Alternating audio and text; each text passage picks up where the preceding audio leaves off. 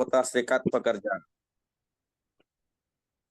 Jadi di sesi pertama tadi kita sudah mendengar materi pelatihan dari Bung Dodi selaku Wapres. Sebelumnya saya perkenalkan diri dulu. Nama saya Asri Al-Habsyi.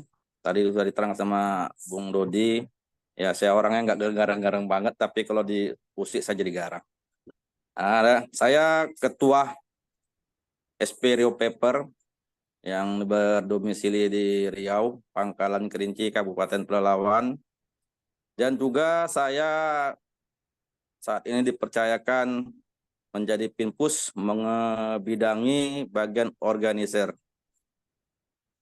Oke, tanpa memperpanjang mukadimah, marilah sama-sama kita menyerap ilmu yang akan diberikan pemateri kepada kita untuk memperluas wawasan kita tentang berserikat, di mana pada saat di mana kita menuntut dan di mana pada saat kita memberikan. Oke, tanpa memperpanjang lagi mukadimah, saya persilakan pemateri Bu Depi. Silakan Bu Depi, waktu dan tempat saya persilakan. Terima kasih. Terima kasih Pak Asri.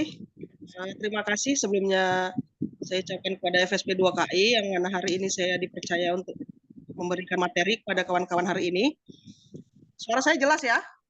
Jelas. Oke. Jelas.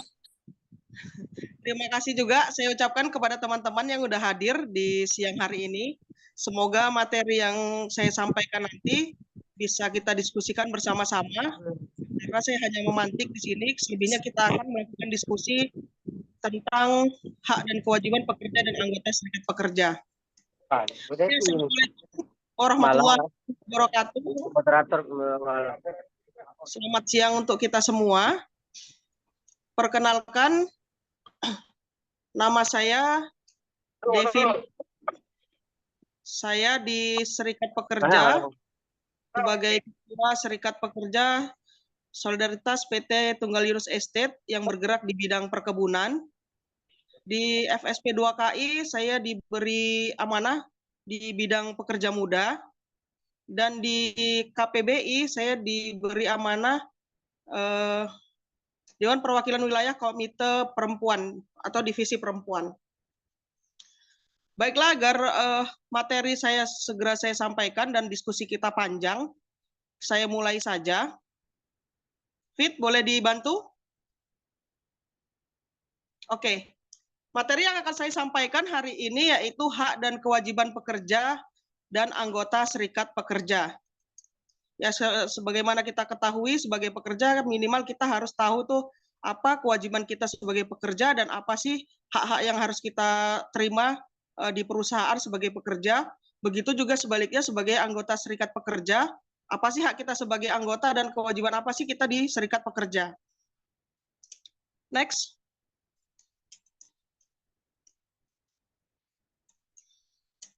Next week.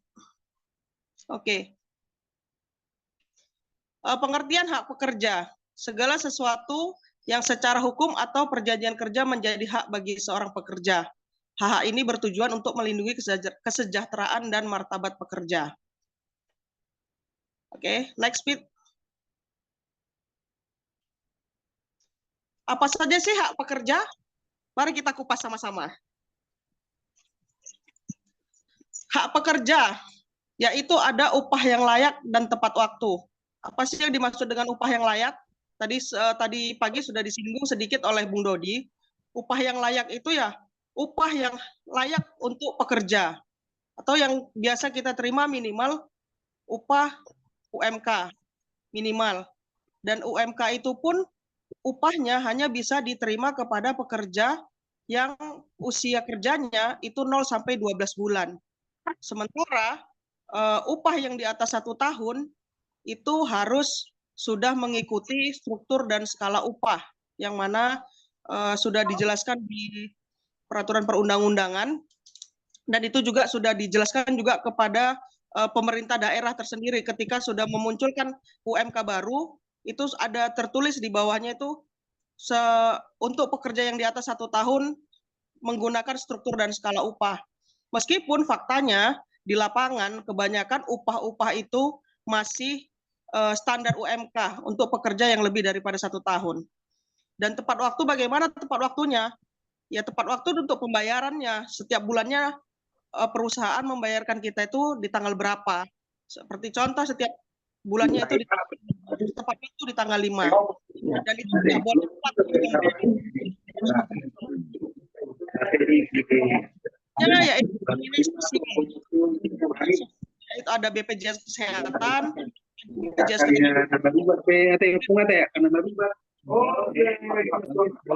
Tolong yang apanya biar materinya menyampaikan selesai dulu yang apa dimut terus. Selanjutnya yaitu keselamatan dan kesehatan kerja.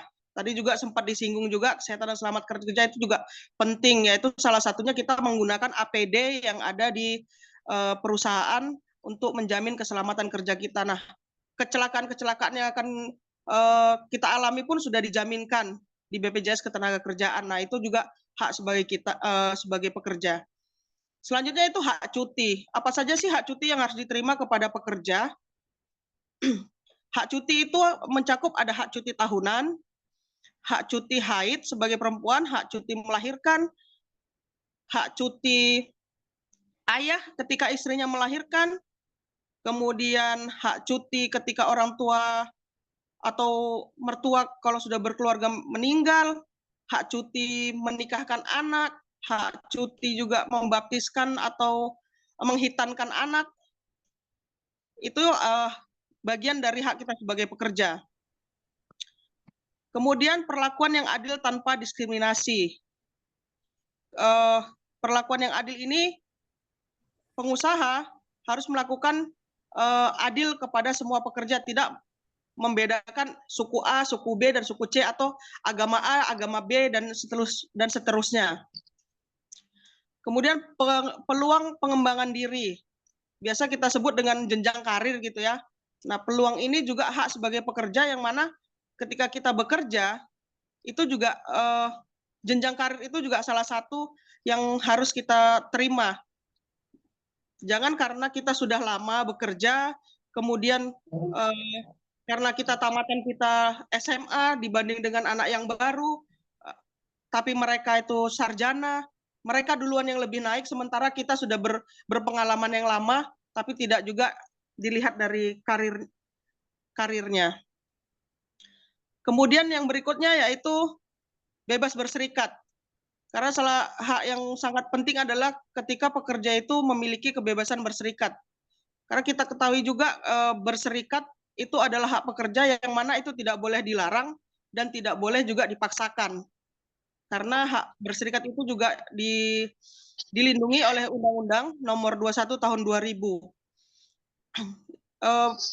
Perusahaan juga secara tidak langsung juga terkadang mereka sulit ini ketika orang mau berserikat, ada hal-hal yang secara nggak langsung mereka sebenarnya melarang dengan cara intimidasi lah, diskriminasi. Nah, hal-hal seperti itu yang nggak boleh dilakukan oleh perusahaan. Dan itu adalah salah satu yang harus kita perjuangkan juga sebagai hak pekerja. Kemudian jam kerja yang layak.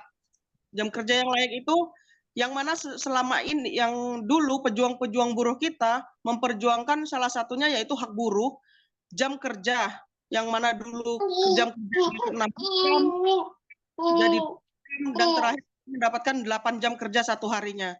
Nah, itu salah satu yang harus kita pertahankan hingga saat ini, di mana jam kerja maksimal 8 jam dalam satu hari, ataupun 40 jam dalam satu minggu. Untuk ini. Nah, tadi mengenai hak-hak kita sebagai pekerja yang harus kita perjuangkan, dan ada pun sekarang ini adalah kewajiban kita sebagai pekerja yang harus kita lakukan agar kita berimbang dengan perusahaan. Bukan hanya saja kita tuntut, tapi kewajiban kita juga harus kita kerjakan. Lanjut, Pit.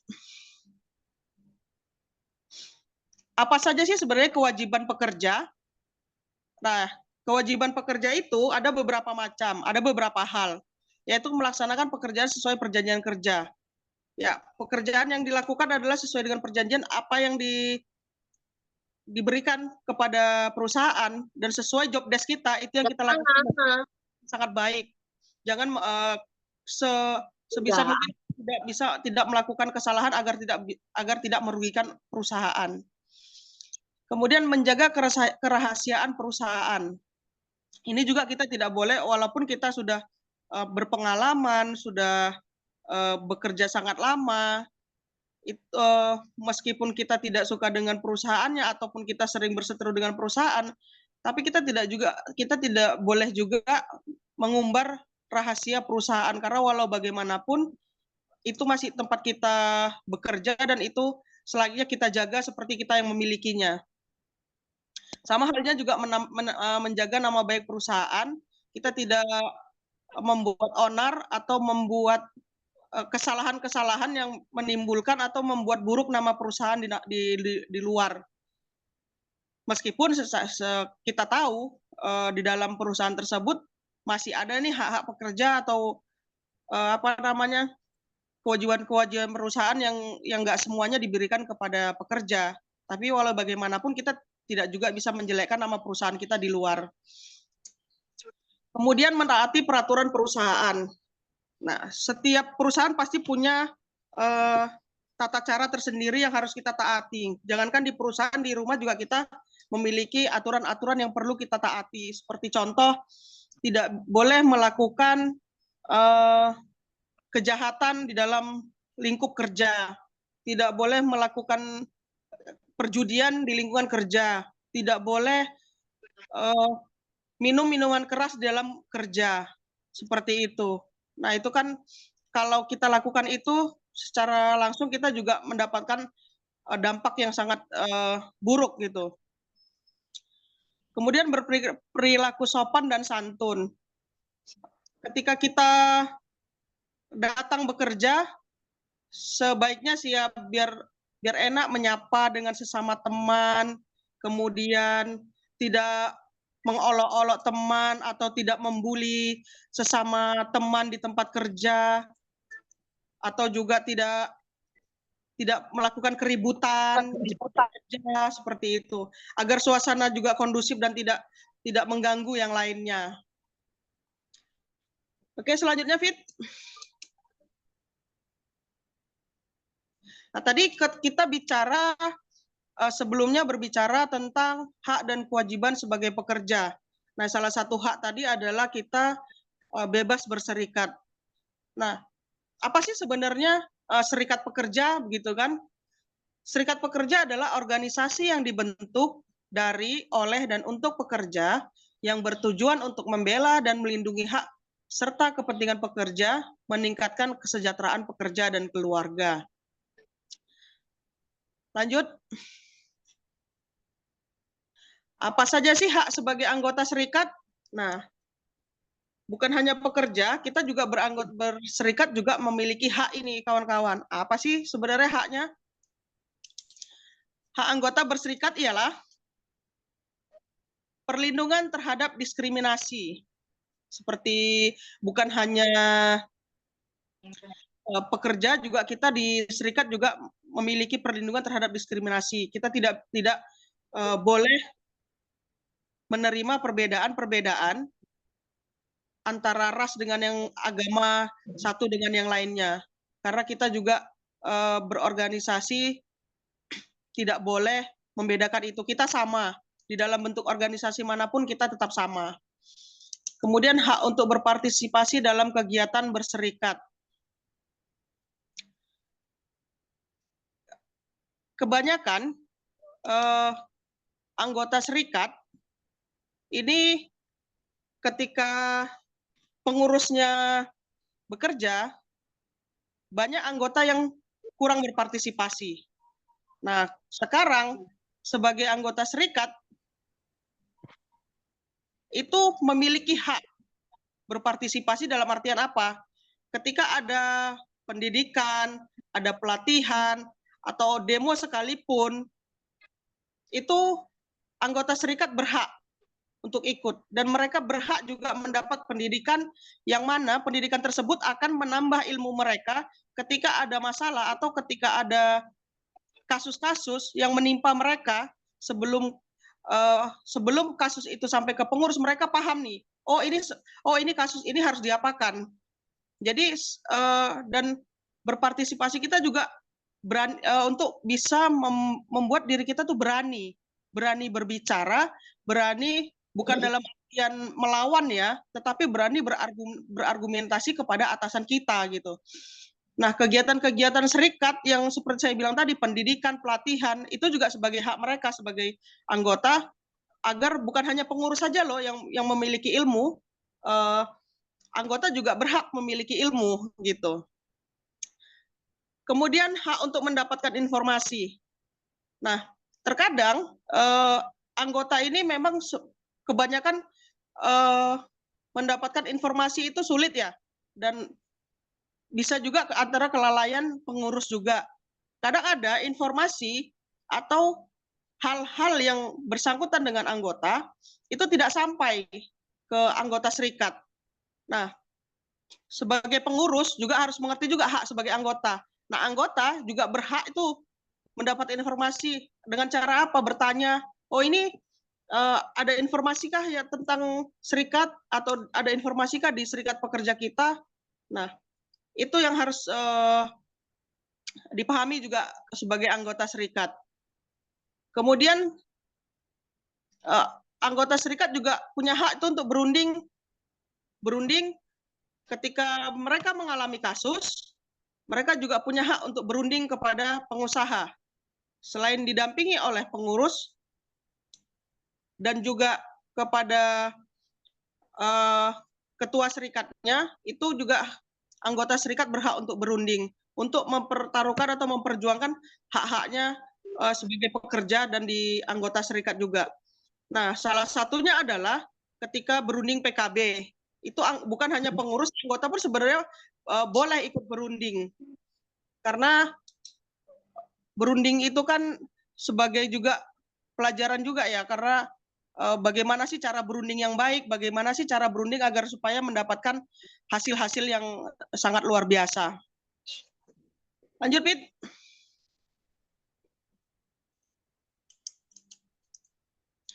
Apa saja sih kewajiban sebagai anggota serikat? Nah, ada beberapa hal yang menjadi kewajiban anggota serikat, yaitu salah satunya menjaga nama baik organisasi. Bukan hanya perusahaan yang harus kita jaga nama baiknya, tetapi juga organisasi perlu juga kita menjaga nama baik tersebut. Agar apa? Organisasi kita tidak dicemooh oleh perusahaan. Agar organisasi juga tidak bisa disemena-semenakan oleh organisasi lain, bahkan ataupun perusahaan itu sendiri. Karena semakin buruk nama organisasi kita di luaran, itu akan membuat kita semakin apa sih organisasi itu? Kok kayak gini kali, seperti itu.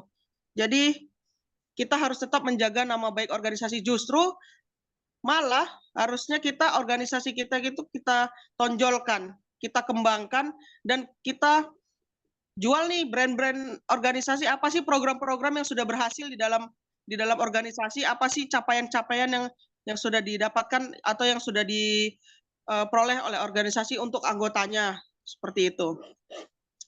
Selanjutnya yaitu membayar iuran secara teratur. Ini sebenarnya yang penting untuk anggota, kesadaran dalam berorganisasi, yaitu salah satunya iuran. Waalaikumsalam. Karena iuran adalah salah satu penguat, bukan hanya anggota, tetapi iuran adalah salah satu penguat organisasi itu tersendiri.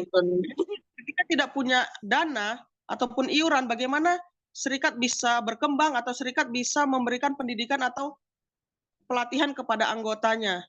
Kemudian bagaimana pengurus bisa mengadvokasi anggotanya ketika dia tidak punya dana? Kan tidak mungkin kita sebagai pengurus, kita juga mengadvokasi atau memperjuangkan hak-hak anggotanya, tetapi pengurusnya ini dimiskinkan juga.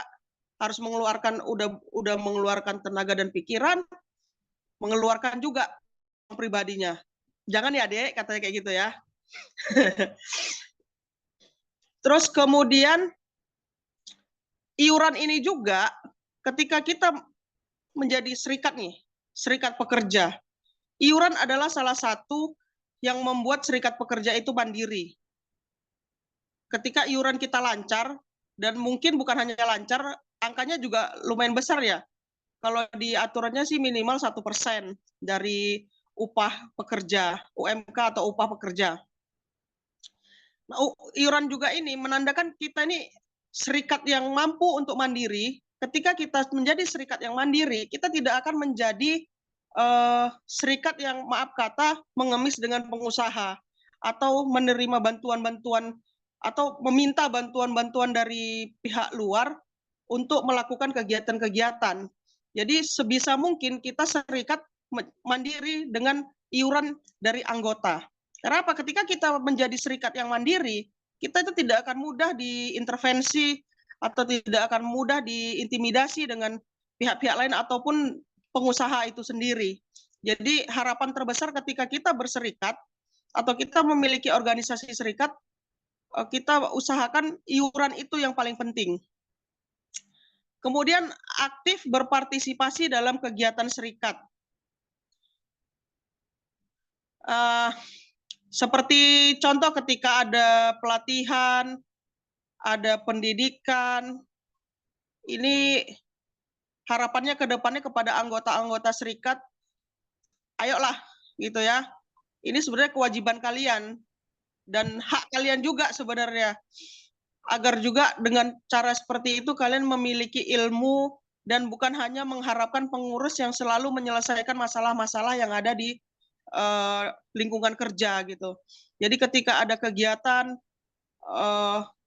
contoh tadi pendidikan pelatihan dan ataupun aksi-aksi di luar, aksi-aksi ataupun minimal May Day, itu ayolah sama-sama gitu kan keluar, tunjukkan bahwasannya ini loh organisasi yang selama ini yang kalian anggap remeh, kita ternyata bersatu loh, berkumpul gitu. Bukan hanya ketika hak kalian yang dituntut baru kalian mau ikut berpartisipasi, tapi ketika menuntut yang lain atau ada kegiatan lain kalian tidak ingin gitu. Jadi juga kepada anggota serikat itu harus kedepannya itu dilakukan dengan baik. Kemudian menjalankan keputusan organisasi. Ya, keputusan-keputusan organisasi yang telah diputuskan oleh pengurus dan anggota yang lain yang sudah ditetapkan seperti ADART dalam serikat pekerja tersebut harus selalu dijalankan. Seperti contoh iuran yang harus dibayar berapa setiap bulannya.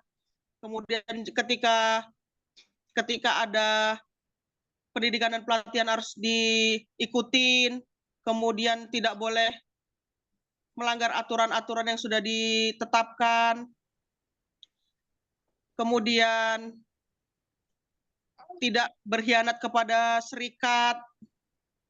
Kemudian tetap berpegang tangan bersama atau tetap kompak. Yang pasti ADART yang sudah dibuat itu harus tetap dijalankan, tidak boleh dilanggar. Kemudian menjaga kerahasiaan organisasi. Ya, mungkin salah satunya adalah iuran itu berapa sih kas yang dimiliki oleh serikat pekerja gitu kan. Itu kan salah satu juga rahasia kita gitu. Terus strategi-strategi apa sih yang akan dilakukan oleh serikat pekerja ketika menghadapi pengusaha atau mengadvokasi anggota. Kemudian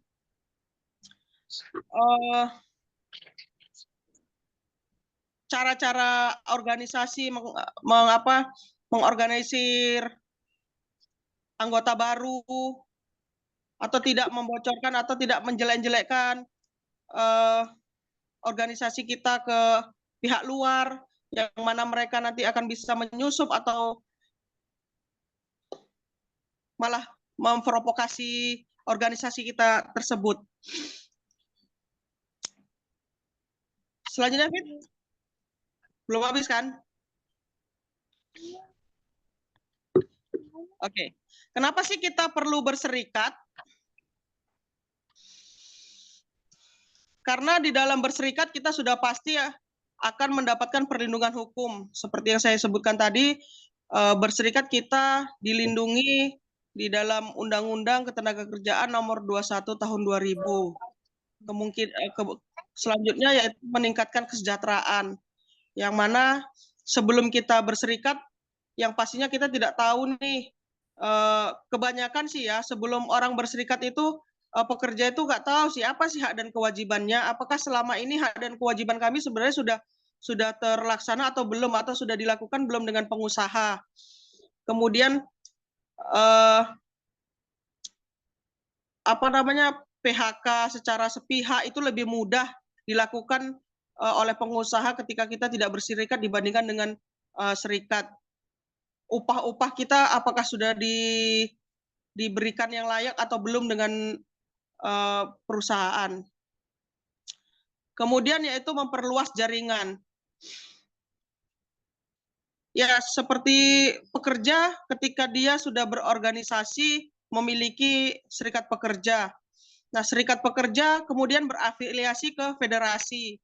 Setelah berafiliasi ke federasi, federasi berafiliasi ke konfederasi, kemudian punya afiliasi lagi ke internasional atau bahkan luar negeri. Jadi jaringan-jaringan ini justru lebih menguntungkan bagi serikat pekerja. Kita jadi mengerti atau banyak mengenal orang selain yang ada di organisasi kita, apalagi ketika kita adalah anggota atau pengurus yang aktif di dalam serikat tersebut. Mendapatkan pelatihan dan pengembangan diri. Itulah bedanya ketika kita berserikat atau tidak berserikat.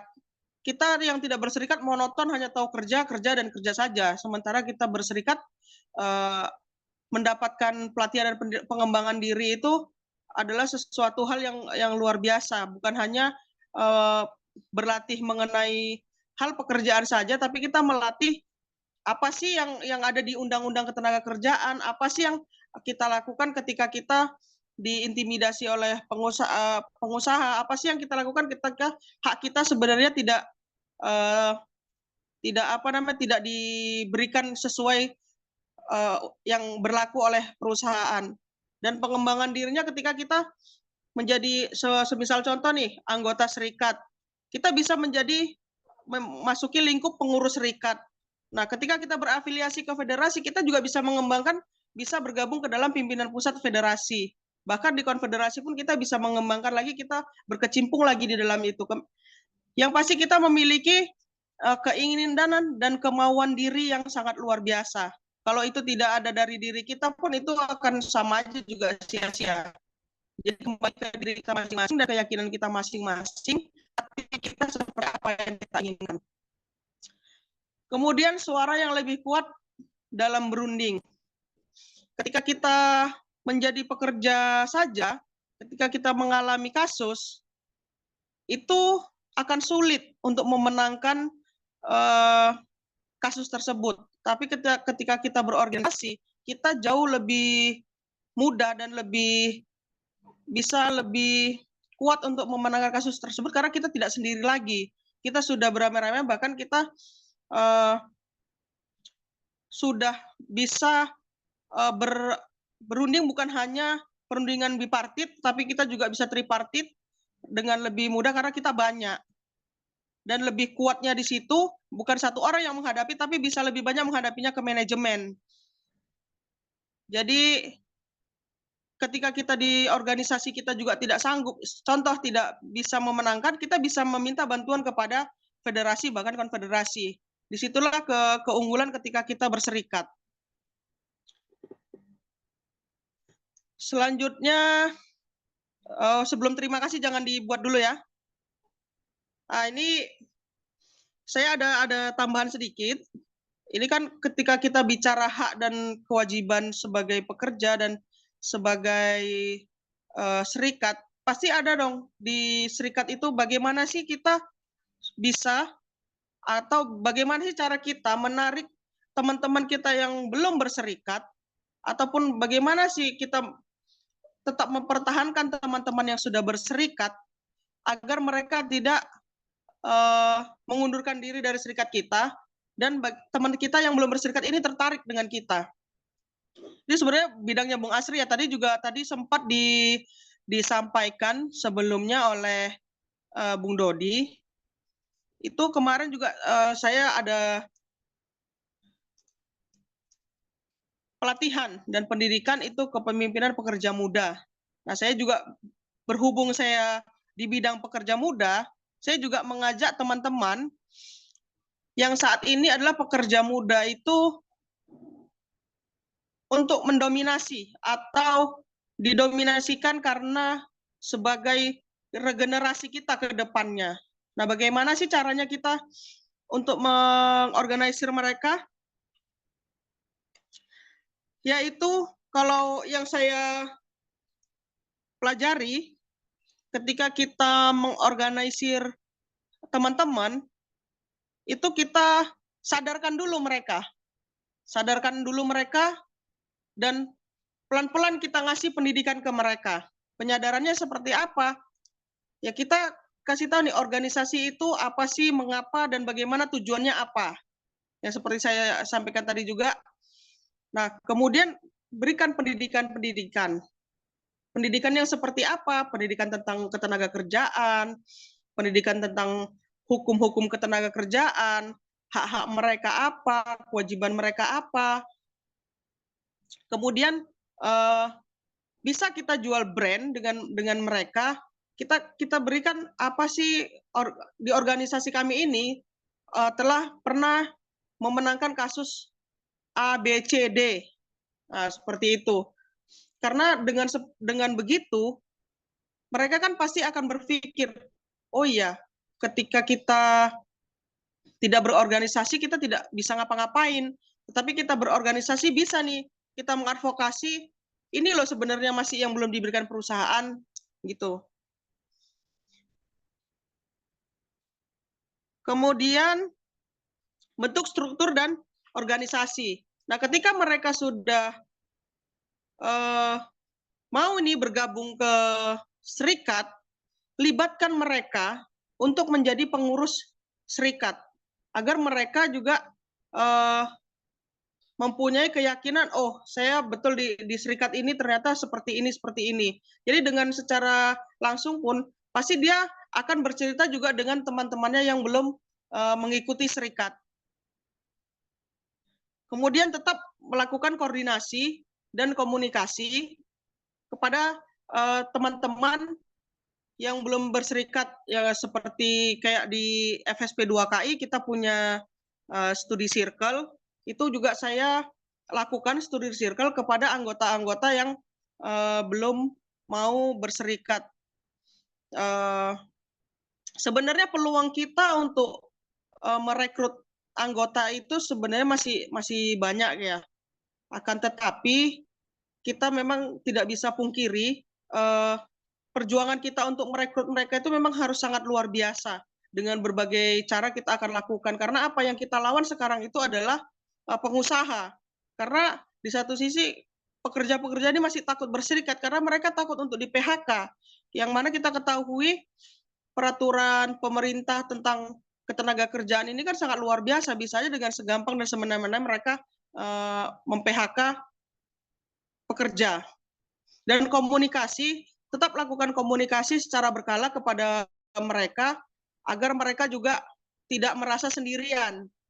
Jadi mereka itu ketika sudah bergabung itu jangan pernah diputus komunikasi. Karena apa? Karena itu jangan dibiarkan mereka seolah-olah sendiri setelah masuk serikat. Udahlah, yang penting udah masuk dulu. Mau kayak mana-mana itu terserah. Ya, itu nggak bisa. Tetap kita menjalin komunikasi kepada mereka agar mereka juga tidak merasa sendirian dan tidak keluar dari serikat tersebut. Kemudian melakukan advokasi dan negosiasi kepada mereka ketika mereka ada masalah, itu dengan cepat tanggap kita sebagai pengurus membantu mereka mengadvokasi ketika mereka mendapatkan masalah atau kasus di tempat kerja. Jangan biarkan mereka ketika ada masalah, kita sebagai pengurus seolah-olah acuh, karena ya walaupun bisa dibilang kesalahan itu dari dia, tapi kita sebagai pengurus juga tidak bisa membiarkan dia berjalan dengan sendiri. Kita harus tetap mendampinginya dan sampai kasusnya selesai. Itu yang bisa saya sampaikan. Sebelum saya tutup, ada kontak FSP2KI. Ini adalah media sosial FSP2KI. Untuk teman-teman, harapan besarnya untuk bisa men-follow, itu ada website FSP2KI, ada email FSP2KI, ada juga Facebook, ada juga TikTok. Nah, boleh di screenshot nanti untuk teman-teman untuk di follow agar media kita juga semakin maju dan kegiatan-kegiatan kita di Federasi FSP2KI itu bisa kita naikkan ke media dan bukan hanya memfollow kawan-kawan, harapannya ke depannya bisa nge-share dan komentar, ngasih like, kayak TikToker atau media sosial itu like, comment, and subscribe, kayak gitu ya. Karena media sosial ini sekarang ini sangat luar biasa perkembangannya. Hal-hal apapun bisa kita lihat di media sosial. Terima kasih, itu saja yang bisa saya sampaikan, Pak. Kedepannya kita lebih banyak diskusi, kurang lebih saya minta maaf. Saya kembalikan ke moderator. Oke, terima kasih Bu Depi atas paparannya tentang apa aja itu hak bagi pekerja dan kewajiban pekerja telah disampaikan sama Bu Depi. Nah, ini saatnya kita buka ruang diskusi. Tapi nanyanya satu-satu ya, biar Bu Depi jawabnya pun nggak peninggal. Ya, silakan siapa kira duluan mau nanya nih.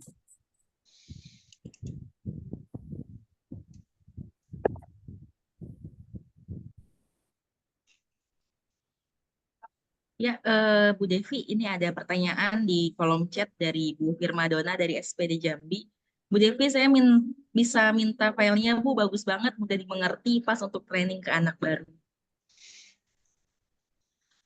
Boleh. Nanti di-share di apa namanya? Di grup. Materi-materi hari ini bisa nanti di-share di grup.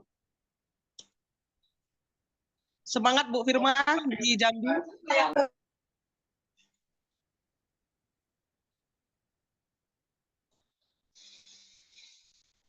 Ada lagi nggak nih?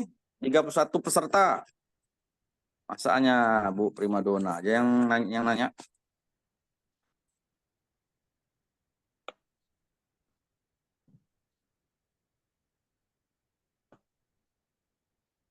Water, ada yang mau tanyakan nggak Water? Water Willy.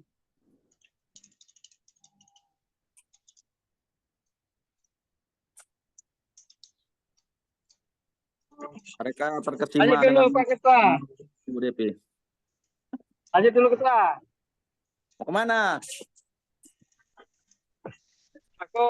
Aku lagi sedang di tempat ini, akan terbuka.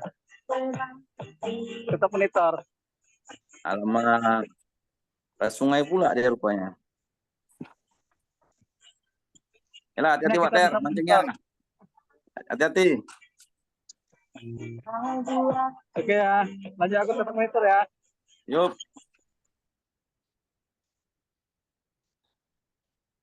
Kalau enggak aku yang bertanya ya Pak. Biar hidup diskusi. Silakan Bu Depi. Berarti mereka mengerti kan? Nah, coba ganti-ganti naik sama peserta kita Bu Depi.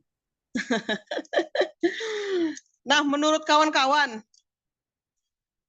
iuran yang baik itu berapa? Dan menurut kawan-kawan juga, sebaiknya ketika ada kegiatan organisasi, perlu meminta bantuan pengusaha atau tidak? Boleh tuh ditanggapin masing-masing? Yuk, silakan. Ayo peserta. Oke, selamat siang Bu Devi. Ya, halo. Silakan Ya, Pung, silakan. Ya, Selamat siang Bu DP, Bung Sek. Ya, Ya, selamat siang. sorry saya baru masuk ini sambil kerja pula juga ini. Oke, selamat. Terkait pertanyaan Bu Devi tadi ya, Ya, terkait masalah iuran. Memang ini Bu rentan dengan anggaran dana memang. Itulah namanya buruh ini memang miskin memang kita ini. Namanya juga buruh kan.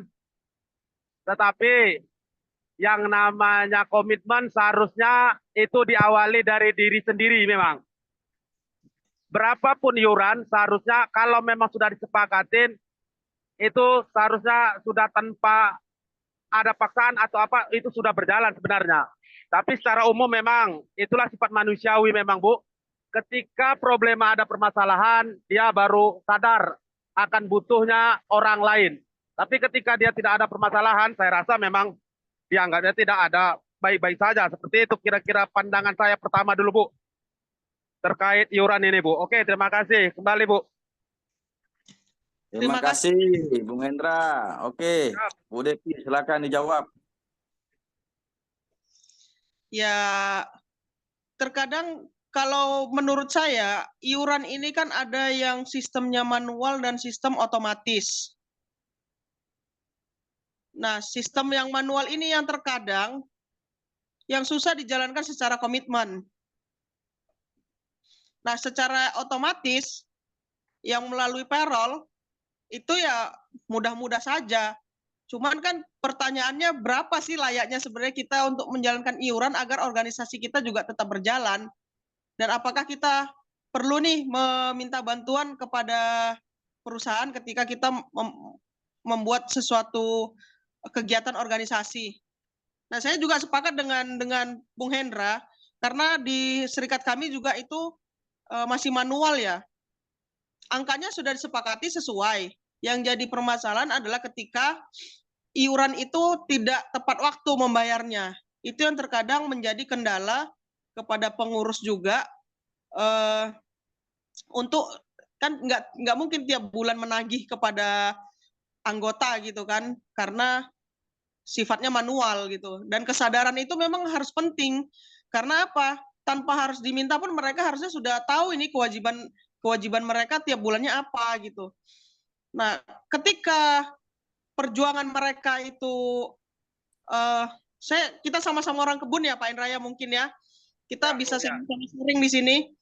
Ketika permasalahan atau hak yang diperjuangkan oleh pengurus masih berjalan, itu iuran itu lancar itu pembayarannya. Akan tetapi ketika perjuangan dan hak pekerja itu sudah didapat, mulailah itu iuran-iuran itu sudah mulai berkurang dan sulit untuk membayarnya gitu. Kita juga tidak bisa ya balik lagi ke kesabaran sebagai pengurus memang harus diasah sangat luar biasa di situ. Karena juga kita mungkin sama-sama mengalami hal yang sama gitu.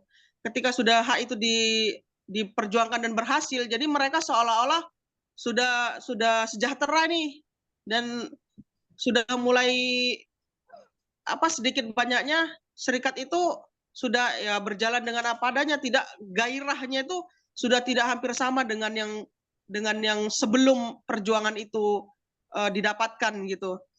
Jadi ya memang komitmen itu penting gitu ya. Ketika iuran sama contoh Pak, ketika mengadvokasi nih kasus yang lagi berjalan dan kasus itu sudah sampai ketika kita ini di Kabupaten Pelalawan. Nah, kasus itu berjalan sampai ke Pekanbaru gitu kan.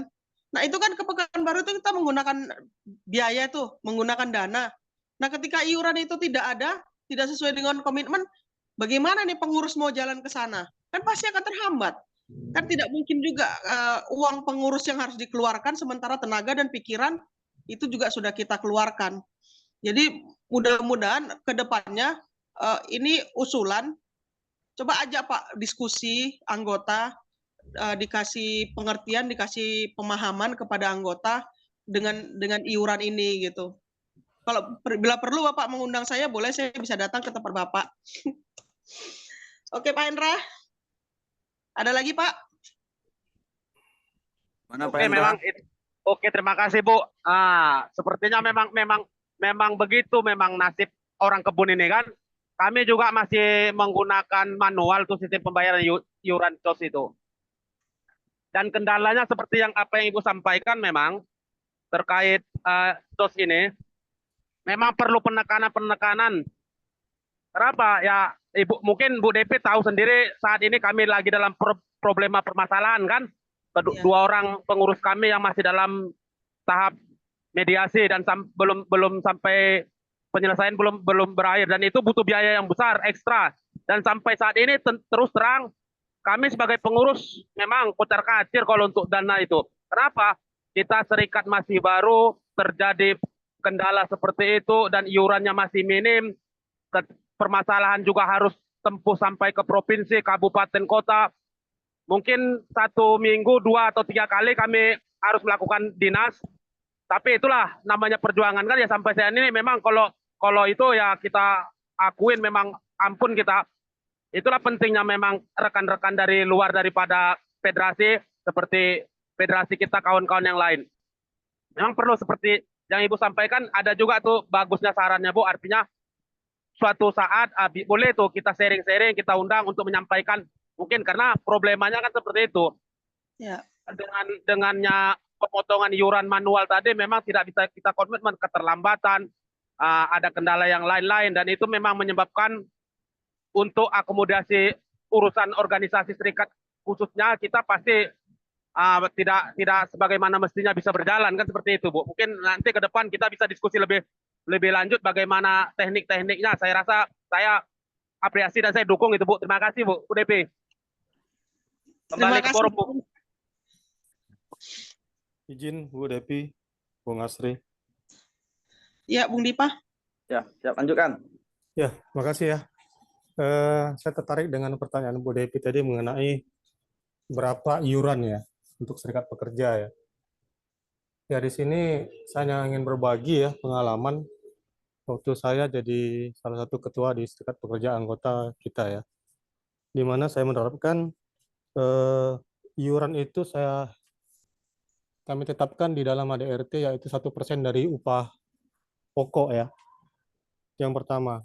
Yang kedua, masalah pemotongan kita tetapkan di dalam perjanjian kerja bersama.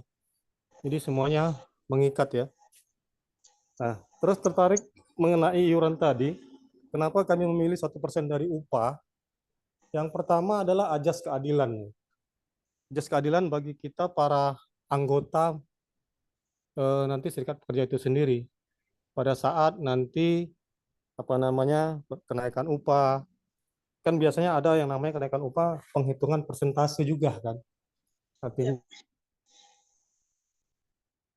persentase jelas bahwa gaji pokok akan mempengaruhi upah dari anggota kita nantinya. Jadi ada ajas keadilan di situ. Yang diberikan kawan-kawan misalnya 3,5 juta lah, 3.500.000. Yang 1% berarti dia 35.000. Sedangkan untuk kawan-kawan yang upahnya di 4.500.000 berarti dia kontribusi ke iuran adalah 45.000. Artinya ada ajas keadilan di situ ya. Upah yang besar akan dipotong dengan jumlah yang besar juga. Ini ada kontribusi yang balance ya. Tuh. Terkait itu ada juga peluang-peluang kita ya. Kenapa iuran dipresentasikan? Artinya kita selama masa pengurusan kita tidak repot-repot lagi nanti ngurusin yang masalahnya kenaikan iuran. Otomatis setiap tahun iuran itu akan naik dengan sendirinya dengan persentase tadi. Otomatis akan dipotong oleh pihak payroll ya. Ini salah satunya kenapa kami menetapkan upah itu 1% dari gaji pokok. Selain itu kita juga bisa memonitor kenaikan upah per tahun dari setiap tahunnya. Berapa sih anggota kita naik per anggotanya itu bisa kita lihat dari pemotongan iuran setiap bulannya. Itu aja Bu Devi, tambahan dari saya. Terima kasih. Ya, terima kasih Bung Dipa atas penjelasannya. Silakan Bu Devi, dia akan ditanggapi. Ya, sangat luar biasa karena sudah mengikuti peraturan 1%, dan dengan keadilan itu saya sepakat, karena ketika 1% dengan upah yang kecil dengan yang upah yang besar itu sama-sama merasakan. Adil itu kan tidak berarti harus setara ya, karena adil 1% dari 3,5 juta dengan adil dengan yang 1% dari yang 4,5 juta itu kan sama-sama adil meskipun angkanya berbeda gitu kan. Nah, tetapi kan kebanyakan serikat pekerja masih banyak yang belum melakukan itu gitu. Seperti kita ketahui di federasi kita, biar kita sama-sama tahu, di federasi kita itu kan angkanya sama itu nominalnya, dan rata-rata di SPA-nya pun angka nominalnya sama. Jadi itu membuat ketidakadilan di anggota serikat itu. Kenapa gajinya yang besar dengan upahnya yang kecil, tapi rata dia di situ. Seperti contoh 10.000 iuran 1 bulan. Nah, upah yang kecil juga ngasih 10.000, upah yang besar ngasih juga 10.000. Apakah di situ adil? Saya rasa tidak gitu. Nah, ini adalah salah satu contoh atau salah satu inspirasi buat kawan-kawan serikat pekerja anggota FSP 2KI untuk melihat itu. Lebih bagus kita membuat presentasi dibandingkan angka nominal. Karena untuk keadilan bagi anggota itu sendiri. Kemudian ketika kita sudah memiliki dana atau kas di SPA kita sendiri, kita tidak akan pernah lagi maaf kata mengemis dengan pengusaha ketika kita memiliki kegiatan di dalam ataupun di luar dari kabupaten tempat kita berorganisasi. Itu sih Pak, itu jadi inspirasi juga bagi saya. 1% meskipun bisa dibilang berat dalam tanda kutip bagi sebagian orang, tapi melihat keadilan itu sangat adil menurut saya. Tapi bagaimana tanggapan dengan kawan-kawan yang lain? Terima kasih Bung Dipa.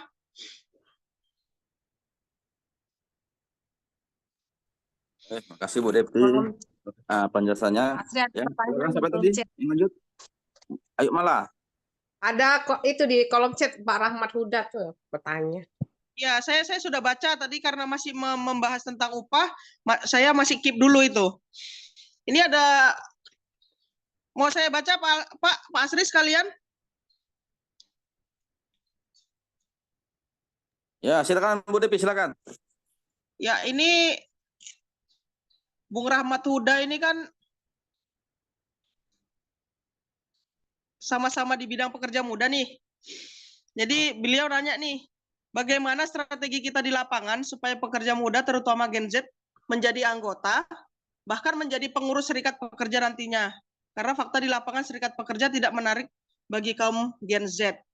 Nah, perilaku atau cara kita mengadvokasi teman-teman generasi Z sekarang ini kan beda dengan generasi-generasi sebelumnya.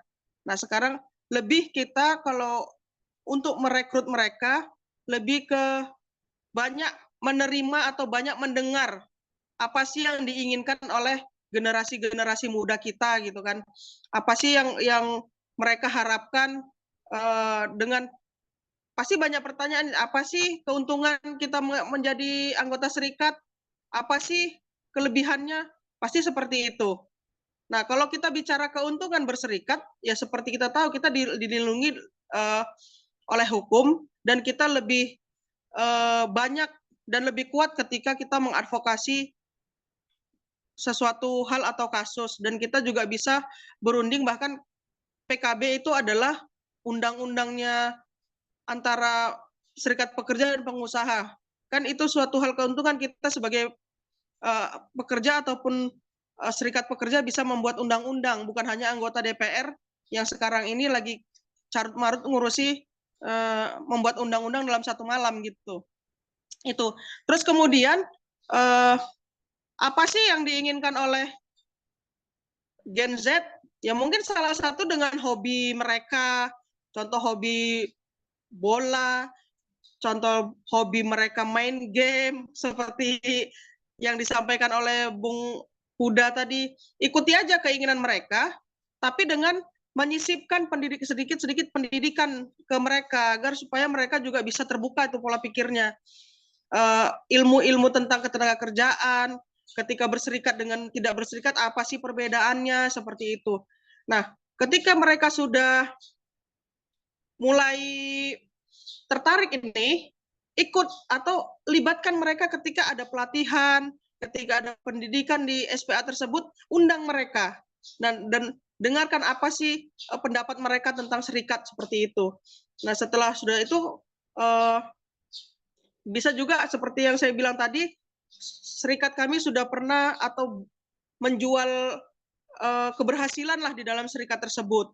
Nah, setelah mereka sudah tertarik dan ingin bergabung, terima mereka dengan baik.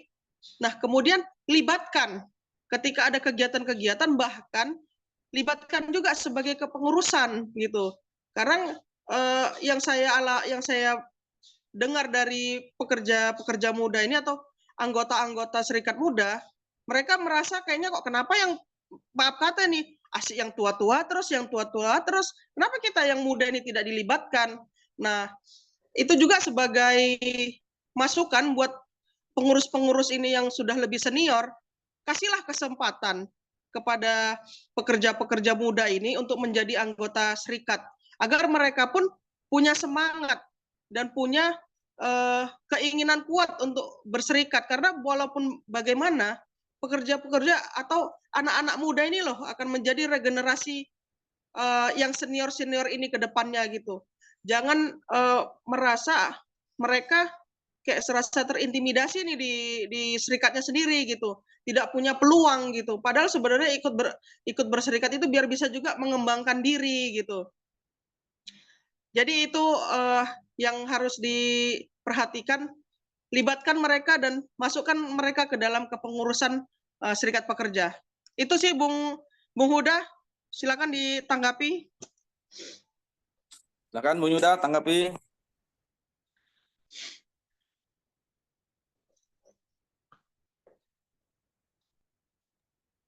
Halo Bung Yuda.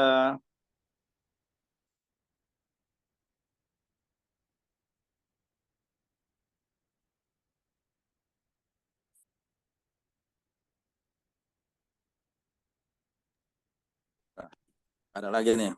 Mungkin ya sedikit apalah kita boleh agak sharing sedikit lah mungkin kan.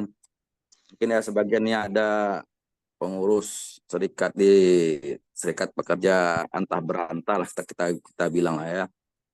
Ikut serikat tuh kadang jiwanya terpanggil tuh kadang bukan untuk memperjuangkan hak kawan-kawan yang apalah kita bilang yang tidak mengetahui tentang berserikat gitu kan.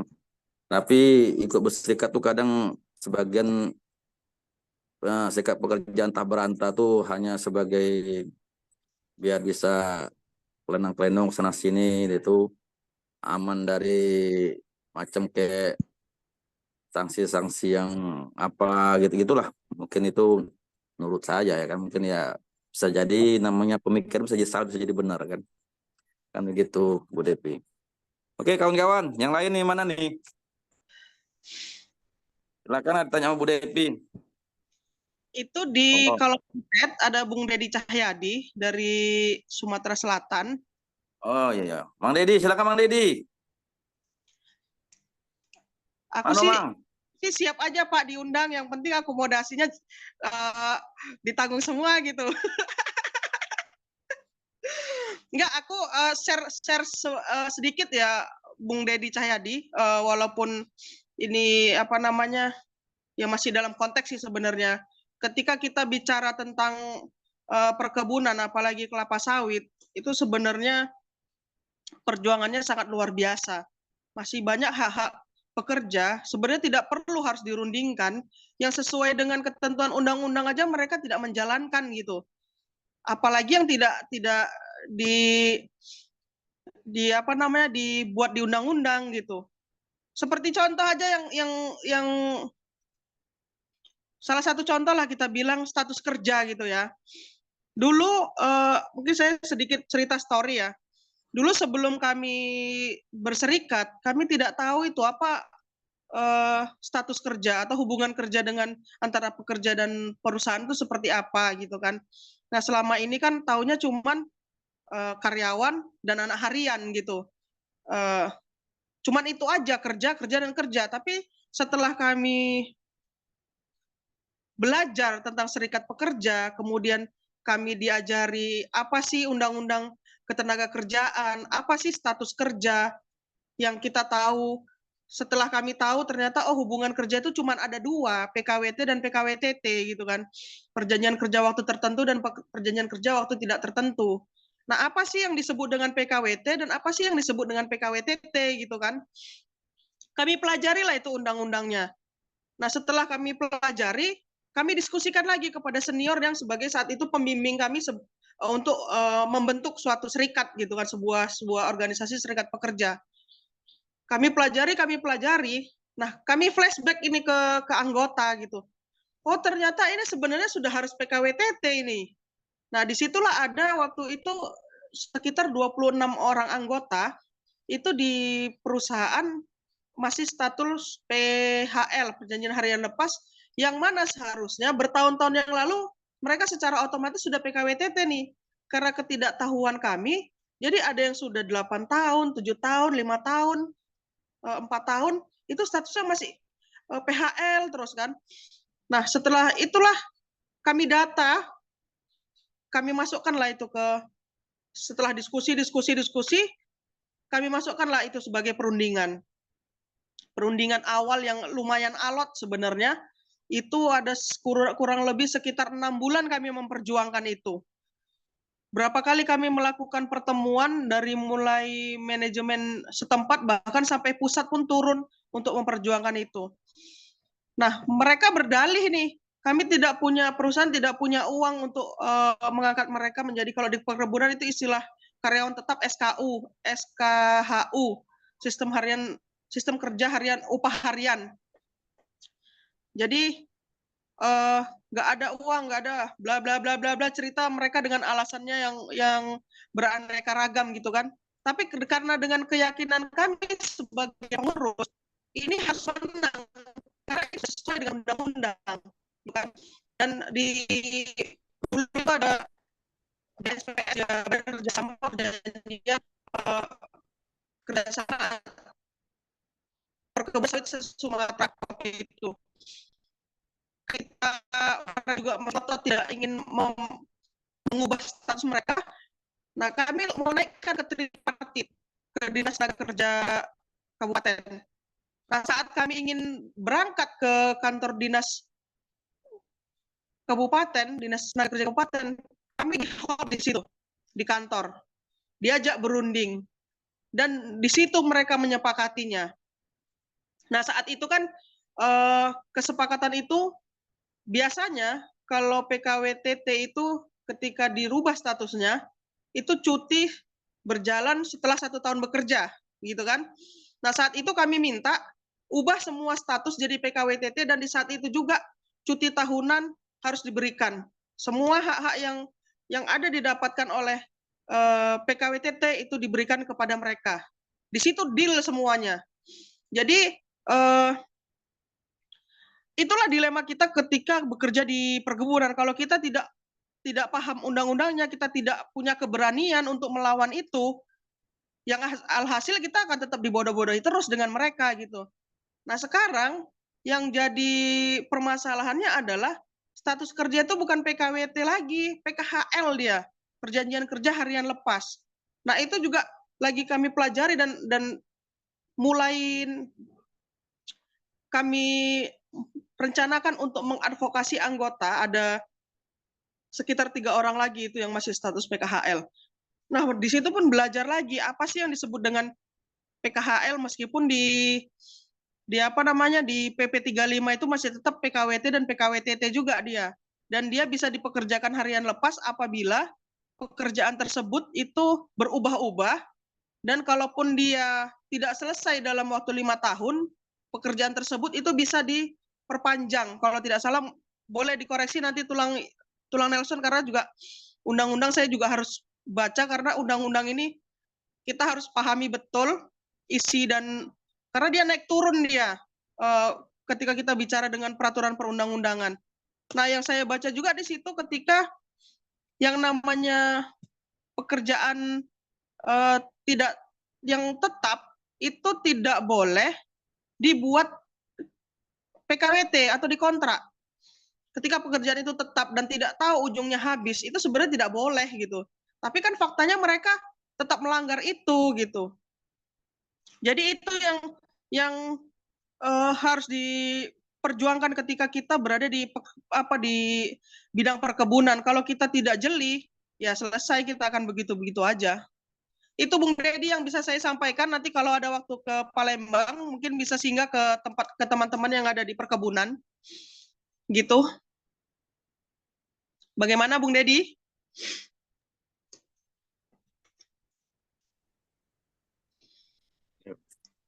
Pada ngantuk semua, tidur orangnya ini. Bapak kasih kopi lah, Pak. Ya, terkesima deh dengan pemaparan Bu Devi ini. Atau kita harus teriak dulu biar buat ini ya ice breaking maunya ya. Ya, maunya breaking nih. Terharu, Bu, terharu. Apa dia, Mang? Terharu dengan cerita Bu Devi. Begitulah problema di kebun itu, Pak. Bung. Iya. Memang luar biasa yang namanya di perkebunan itu sangat rentan dengan, kalau kita ceritakan nggak sanggup kita. Ya, apa yang disampaikan Bu Devi ya, saya melengkapi kembali ya. Itulah gambaran singkat. Tapi lebih dari itu mungkin banyak di sekitaran kita ini, khususnya di sekitaran Kabupaten Pelalawan dan Siak, yang mungkin di sini letaknya sangat miris sekali memang. Saya juga sering jalan-jalan keliling-keliling di sekitaran Riau ini, khususnya Pelalawan Siak, memang seperti itu rentan perkebunan itu. Nampak kita lihat dengan kasat mata kita aman, nyaman, tentram, damai. Tetapi di balik itu miris.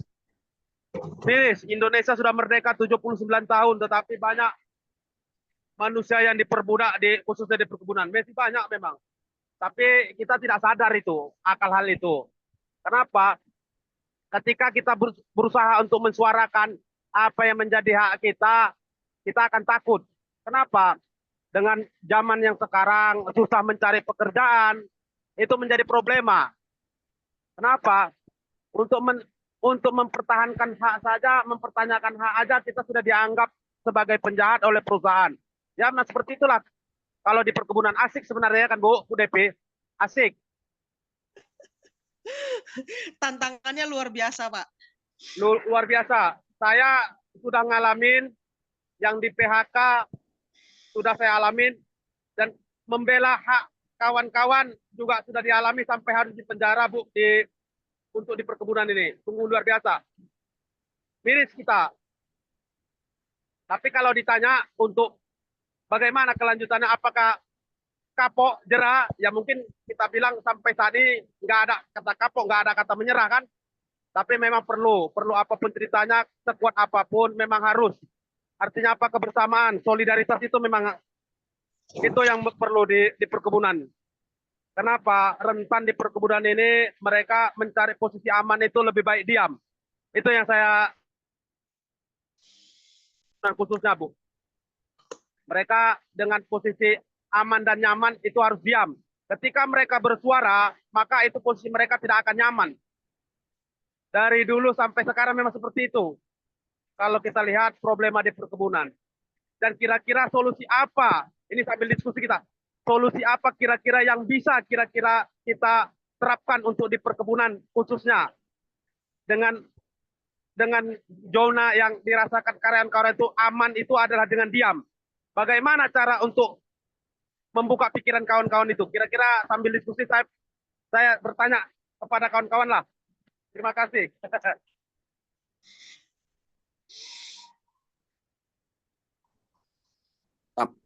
Oke, Bu Devi. Bisa Bu Devi. Cerita si Bu Devi sama Pak Endra tuh Bu Devi. Kalau yang bicara perkebunan sama perkebunan ini satu episode nggak habis ini nanti nih, nggak cukup. Cuman ya memang begitu Pak, di samping perkebunan ini kan terkenal SDM-nya ya, yang kita tidak bisa pungkiri, tidak bisa merendahkan sebenarnya, tetapi itu faktanya gitu. SDM di perkebunan ini memang rendah gitu.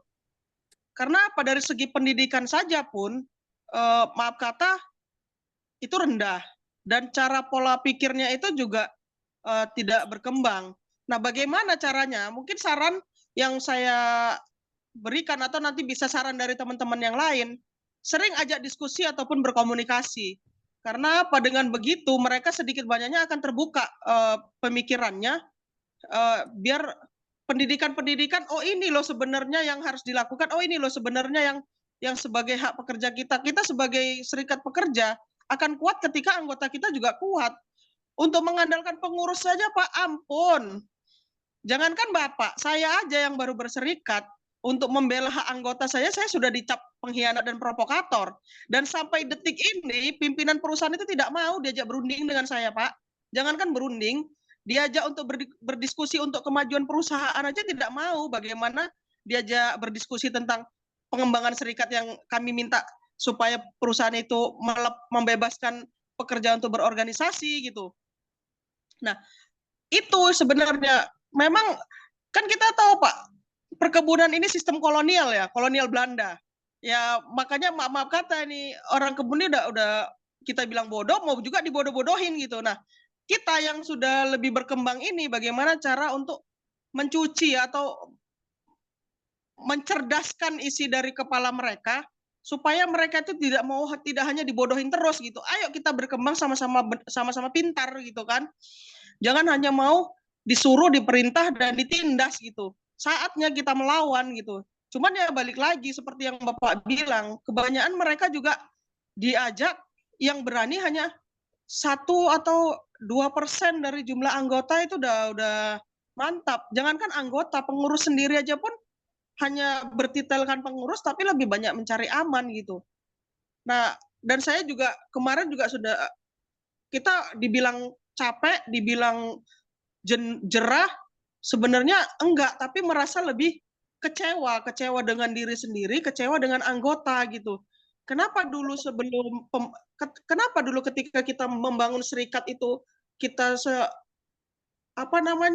wah gitu ya, semangat gitu, ketika ayo kita ngumpul, kita berdiskusi, rajin tuh, karena apa yang didiskusikan hak mereka tuh yang mau diinginkan gitu kan. Nah, ketika hak itu sudah diterima, ketika diajak diskusi, aku ada acara, aku ada ini, terus kita sebagai pengurus harus memecut gitu, membuat kekerasan kan tidak mungkin, hanya cuma mengelus dada. Habis itu ya udahlah, bagaimana sih triknya lain? Coba kita datangi atau kita minta, ayo kita kumpul, kita buat lingkar studi yang kecil gitu kan. Kita dengar apa sih sebenarnya, bagaimana sih serikat ini maunya sama kalian seperti itu. Tanya balik gitu kan. Baru kasih penjelasan. Nah, itu yang mulai kami bangun kembali dengan pengurus serikat yang kami ada, membangun dengan cara seperti itu. Jangankan yang anggota generasi Z itu yang motonya ya bisa dibilang ya, yang muda harusnya yang berperan bukan baperan gitu kan. Tapi ternyata yang tua juga sekarang banyak yang baperan gitu loh.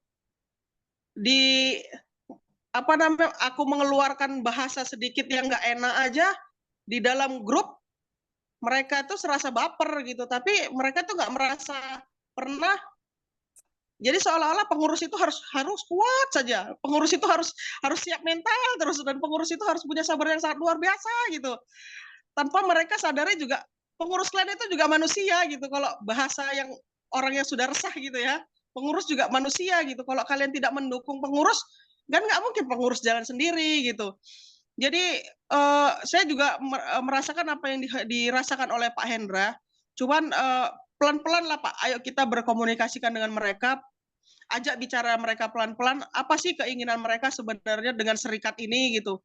Nah, bicara tadi dengan iuran, ketika kita merasakan ada nih yang mau diadvokasi, bahkan mengeluarkan biaya banyak, terus mereka seolah-olah cuek. Coba kembalikan ke mereka. Coba seandainya posisi ini di kalian-kalian, gimana perasaan kalian seperti itu? Nah, kita yang memperjuangkan ini juga banyak yang dikorbankan. Sebagai pengurus itu lebih banyak yang dikorbankan dibanding kalian yang anggota gitu. Itu sebenarnya bukan berarti kita harus apa namanya mengeluh, tapi faktanya seperti itu. Kebanyakan pengurus yang apa namanya memperjuangkan anggota kebanyakan jadi korban oleh perusahaan, itu dia.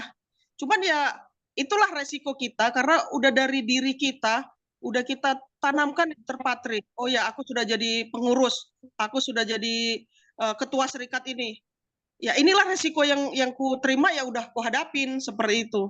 Itu sih Pak sarannya Pak, diajak komunikasi pelan-pelan kepada anggota karena kita sama-sama tahu pekerja-pekerja kebun ini kan keras ya, keras dalam artian dia harus sedikit melunak lah untuk memberi informasi, tapi harus tegas juga. Dan ketika tegas itu juga udah nggak bisa diapa-apain, ya udah ancam aja sekali-sekali Pak. Karena kan memang mereka perlu juga sedikit-sedikit Ngomongnya ancam dalam positif ya, bukan ancam dengan hal yang negatif gitu. ribet kali. Itu Pak Hendra. Gimana Pak Hendra? Terima Apakah kasih. Ya, Bung. Makasih banyak paparannya, Bu. Mungkin ini salah satu motivasi dan nanti mungkin bisa kita terapkan di lapangan. Terima kasih banyak. Semangat juga terus, jangan pantang menyerah. Siap. Masih banyak masalah kita di belakang menunggu. Oke, Bu. Terima kasih. Terima kasih, Bu. Mantap. Terima kasih, Bu. Ya. Lanjut. ya apa Bung? Izin. Yang disampaikan Bung? Ya, ada sedikit aja. Silakan Bung. Ada UP susu? Ya. Saya masuk sedikit mundur iuran ya, nggak apa-apa ya.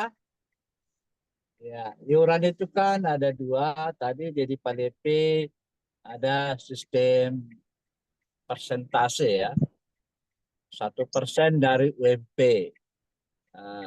Ada juga yang memilih demikian, biarpun gajinya di atas UMP, tetap dia 1% dari UMP. Itu dia, mereka juga merasa adil dalam hal iuran, pembelaan, segala macam gitu. Tapi itu semua kesepakatan. Ya. Ada yang nilai nominal. Nah, ini kan tadi Bu Depi sudah bilang nominal ini ada yang auto, ada yang manual. Ya. Tadi sudah dijelaskan manual susahnya. Yang nilai besaran nominal itu berapa yang pantas, kan begitu. Ya, kalau saya saran, ada kawan dari Korea, ya, dia bilang iuran serikat pekerja itu paling murah sebungkus rokok sehari. Nah, itulah. Jadi berapalah rokok pekerja di daerah kamu sebungkus? Kalau hari ini paling murah 10.000. Itu rokok paling murah. Ya kan? Kalau rokoknya orang agak sedang 20.000 kan begitu. Jadi tinggal pilihan-pilihan aja. Masa untuk sebungkus rokok sehari untuk sebulan berat? Kan begitu. Jadi orang Korea itu bilang kau beli rokok sehari sebungkus no problem. Bayar iuran sebungkus rokok sebulan you banyak kokek-kokek. Itu dia. Jadi dianalogikan dia sebenarnya sebegitu rendah iuran itu kalau dibandingkan biaya pulsa ya yang kita gunakan Facebook pulsa sebulan mungkin 50.000 paling murah. Nah, kan? Kalau pulsanya 50.000 sebulan udah dibilang wah ini kalau iuran serikat 30.000 berat. Gitu ya. Itu dalam apa namanya mencerdaskan, memberikan pemahaman. Itu dia. Oke, untuk keluh kesah cerita perkebunan terima kasih Bu Depi. Kami sekarang sedang mengorganisir orang perkebunan. Ya. Dan kita sudah melihat ya real yang disampaikan memang koloni ya, kolonial. Arti koloni kelompok ya. Jadi kalau Madu itu disebut ada koloninya, ada rajanya. Jadi rajanya yang penentu di sana gitu. Nah, dan dia tidak mau terganggu oleh siapapun. Nah, itu yang mau kita hancurkan. Nah, otak kolonialnya pemimpin perkebunan atau pemimpin perusahaan itu yang mau kita pecahkan. Supaya jangan kolonial. Supaya dia menjadi terbuka. Nah, saya kira itu aja. Oke, untuk kawan-kawan yang ikut Zoom, terima kasih. Sekian dulu dari Opung. Tetap semangat. Ya, terima kasih Pung. Masukan juga. Benar kata Opung, rokok 1 bungkus 1 bulan berat, tapi rokok 1 bungkus dalam sebulan ringan gitu ya. Iuran, bahkan justru iuran kita ke federasi itu lebih murah dibanding kita numpang mandi di toilet. Nah itu dia. Jadi mau bagaimana federasi kita berjalan dengan baik, mau bagaimana federasi kita bisa melakukan pelatihan, pendidikan, ketika iurannya aja lebih murah daripada kita numpang mandi di toilet gitu kan. Itu satu. Terus kedua, bagaimana mau mengembangkan federasi itu sendiri gitu, mau mengorganisir anggota atau serikat yang baru, tapi kita nggak punya dana gitu. Alhasil kita apa? Cari funding keluar. Jadi kadang-kadang kalau kita berpikir ya positifnya bersyukur gitu kita ada yang bantu gitu ya. Tapi apakah kita balik lagi gitu? Apakah kita tidak malu sebagai federasi yang besar gitu harus mengharapkan funding daripada luar gitu kan? Sementara sebenarnya kita mampu gitu kan? Nah itu hal-hal yang seperti itu. Ayo coba kita rubah mindset kita ke depannya. Bagaimana iuran ini biar bisa kita sama-sama sepakati. Ya seperti yang kata Opung saran tadi, minimal 1 bungkus rokok lah 1 hari untuk 1 bulan gitu ke depannya. Ini kan hal yang sangat penting ya untuk di tubuh sebuah organisasi ataupun federasi gitu. Nah bicara lagi aku sedikit ke perkebunan ya Pung ya, atau teman-teman yang sama-sama di perkebunan nih, ketika kita bahas tentang perkebunan itu tadi hal-hal yang umum kita bilang hak normatif yang umum. Tapi ketika kita kerucutkan hak normatif kepada pekerja perempuan, bagaimana? Justru sangat luar biasa mirisnya di perkebunan itu. Kenapa saya bilang begitu? Hak mereka yang sudah normatif itu ada, kita bilanglah dulu 2 ya. Hak cuti haid dan hak cuti melahirkan. Nah, kedua hak ini di undang-undang itu tidak ada dicantumkan pekerja tetap atau pekerja tidak tetap. Justru yang dicantumkan hanya pekerja perempuan.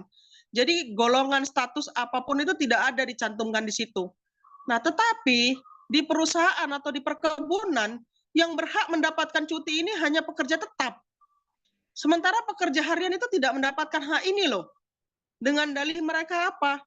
Kan pekerja harian itu kalau kerja saja dibayar. Tetapi kalau tidak bekerja mereka tidak dibayar. Itu yang menjadi dalih mereka. Nah, inilah yang mengadvokasi inilah yang sekarang ini harus benar-benar kuat. Dan kesadaran pekerja perempuan ini, apakah mereka tahu sebenarnya hak mereka ini tentang pekerja perempuan? Itu mengenai hak. Belum lagi mengenai pelecehan, belum mengenai lagi kekerasan. Pelecehan ini sangat rentan di kawan-kawan perkebunan. Karena apa? Sebenarnya banyak yang kelakuan seperti ini, tapi mereka takut untuk melaporkannya. Kenapa takut? Di satu sisi mereka akan pasti kena pemutusan hubungan kerja, atau di satu sisi mereka tidak dipekerjakan.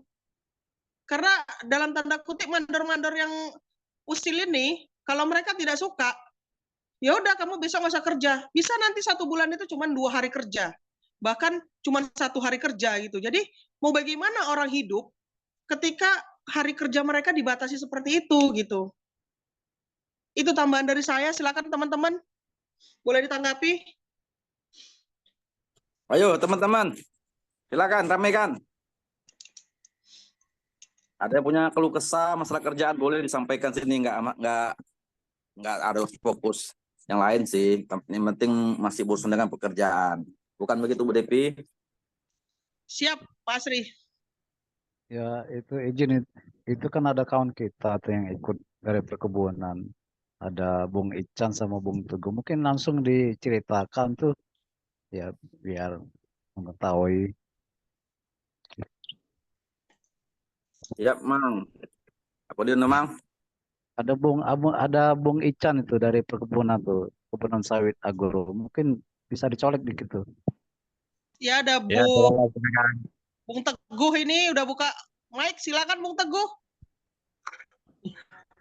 mungkin saya ini aja Bu, mendengar aja dulu.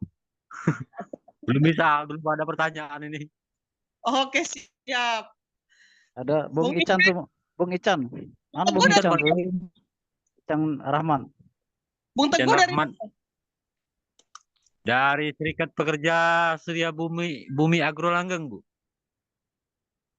Serikat Pekerja. PT Surya Bumi Agro Langgeng. Dari ini ya, Palembang ya, Sumsel. Ya, Bu. Oh, Iya, Sumsel. oke, siap. Sudah bergabung ke federasi kah? Sudah, Bu. Oh, sudah ya. Soalnya kan di Sumsel nih banyak nih serikat pekerja dan panjang-panjang nih apanya singkatannya, dan saya mohon maaf belum hafal gitu ya Pak ya. Nanti mungkin kalau ada kunjungan ke Palembang bolehlah saya sharing satu-satu gitu. Minta sama siap. pimpinan itu agak lama di Palembang gitu ya. Ya Pak Rahmat. Makanya tadi sudah dianggedakan Bu Devi kan. Nanti kita undang. Sip. Pakai surat tugas impus. Oke, nanti kan ada pelatihan tuh ya bulan Oktober ya? Iya. Oke, sip. Ya, sebenarnya biar mereka menyampaikan. Ada Bung Ican itu satu lagi dari agro tuh, dari sawit itu. Ya sebenarnya permasalahannya sawit apa perkebunan sama semua ini kan. Jadi mereka tuh bukannya nggak pintar Bu Devi, cuma Iya, belum ada keberanian. Itu aja. benar Pak. Silakan Bung Ican. Bisa bisa sharing bagaimana di perkebunan tempat Bung Ican. Bisa sama-sama kita ini mana tahu bertukar informasi kan.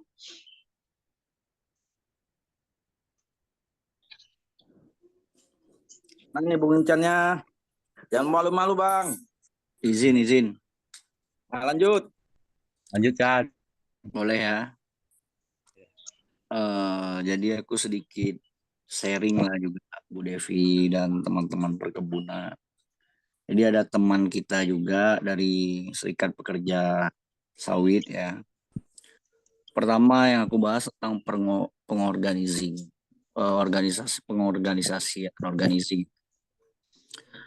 Jadi awal teman-teman itu berdiri ternyata melalui tempat-tempat perkumpulan berupa yasinan nih, grup-grup yasinan. Ternyata di setiap perkebunan itu mereka lebih hobi berkumpul melalui doa bersama, yasinan,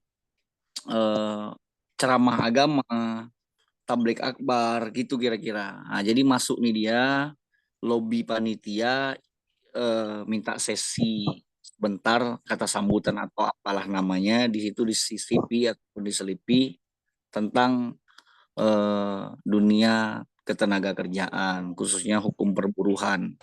Gitu kira-kira. Jadi dikasih gambaran ke mereka yang teman-teman itu dibayar HL harian lepas atau upah harian tadi, yang cuman seandainya dibayar 100.000, di situ juga dipotong biaya kesehatan, di situ juga dipotong biaya makan, minum, dan jam istirahat, semua tergantung upah yang mungkin 100 sampai 120.000 gitu kira-kira kalau harian lepas. Dipaparkan oleh kita serikat pekerja yang ada di sana bahwa seandainya kita mengacu ke UMK atau UMP, apalagi ke upah minimum sektoral perkebunan sawit, karena di situ kita berbicara tentang minyak goreng dan olahan dari hasil kebun sawit. Ini sangat luar biasa, sangat besar. Bahkan per hari itu bisa diestimasikan sekitar 180.000 sampai 200.000 per hari. Jadi sampaikan ke teman-teman yang bekerja, atau mau sampai sejauh mana kita mau dibodohi. Mau terima upah 100.000 aja atau mau terima upah 180.000 sampai 200.000 tadi. Sampaikan ke mereka. Begitu kita kuat, rela dan mau berkumpul, dalam artian solidaritas sudah terbentuk melalui trust atau kepercayaan teman-teman di lapangan, ini enak kita. Jadi masuk lagi ke depan. Kalau dulu berbicara demonstrasi ataupun aksi massa, perusahaan sudah takut. Sekarang ada tambahan di Industrial 4.0, di sini ada namanya digitalisasi atau publish. Perusahaan akan takut begitu kita publish kurangan ataupun hak-hak pekerja yang belum didapat oleh kita kaum buruh. Ini begitu kita berbicara media viral, dia takut. Takut apa? Takut perusahaannya ditutup. Kita setiap pekerja yang bersuara ataupun progresif di sini pasti didor sama perusahaan, sama artian diputus hubungan kerja.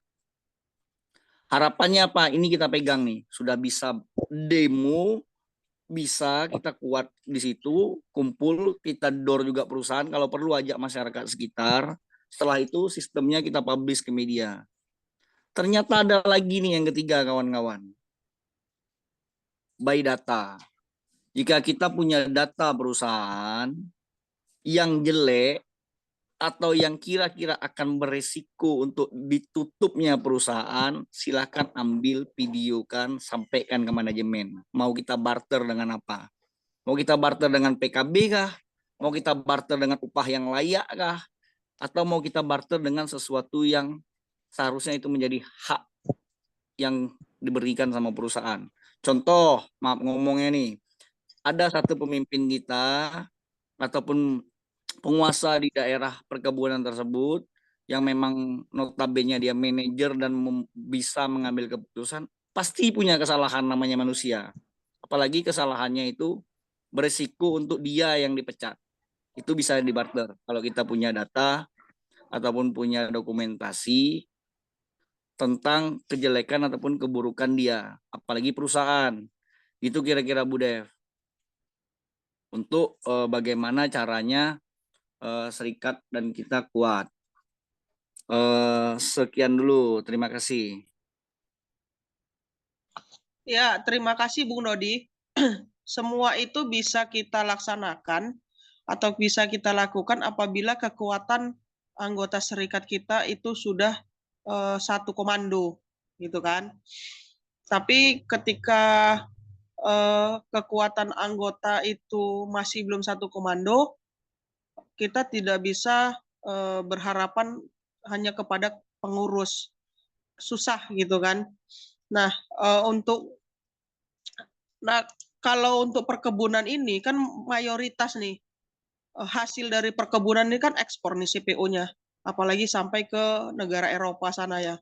Nah, bagaimana caranya membangun aliansi kepada organisasi-organisasi yang ada di Eropa?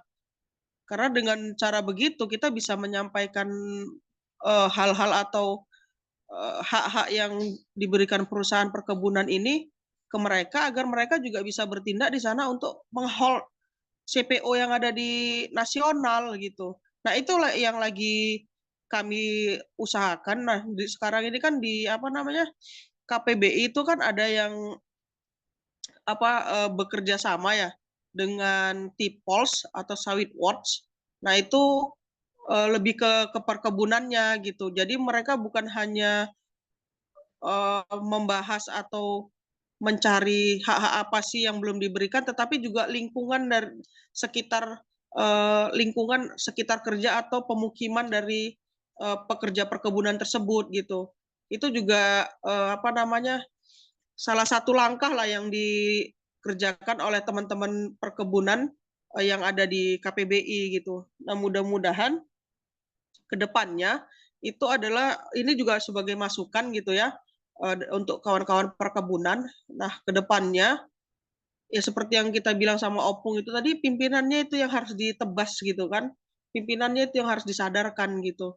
Karena koloni ini kan mereka sejauh ini ya balik lagi, pengusaha itu mereka punya organisasi sendiri atau punya asosiasi sendiri yang sudah kuat gitu loh. Mereka tidak akan pernah meributkan yang sudah dibuat ketentuan gitu. Yang jadi masalah sekarang adalah serikat pekerja ataupun organisasi-organisasi pekerja ini yang masih belum kuat untuk menyatu. Coba kalau kita sebagai anggota organisasi pekerja ini kuat gitu, mudah kita rasa untuk melawan rezim-rezim itu atau melawan pengusaha-pengusaha itu yang sekarang pengusaha dan penguasa itu jadi satu gitu. Gimana kita mau sejahtera gitu? Lawang penguasa sekarang mayoritas pengusaha gitu, bagaimana mereka mau memperjuangkan hak kita sebagai pekerja gitu. Ya bayangin aja kalau kita bilang contoh ada anggota yang katanya perwakilan rakyat itu di sana itu padahal bukan rakyat yang diwakilin, nggak tahu siapa yang diwakilin, entah partai atau apa gitu kan. Apakah mereka pernah itu memikirkan kita status kita sebagai pekerja? Padahal pekerja ini yang penyumbang pajak juga yang lumayan besar gitu kan untuk gaji mereka gitu.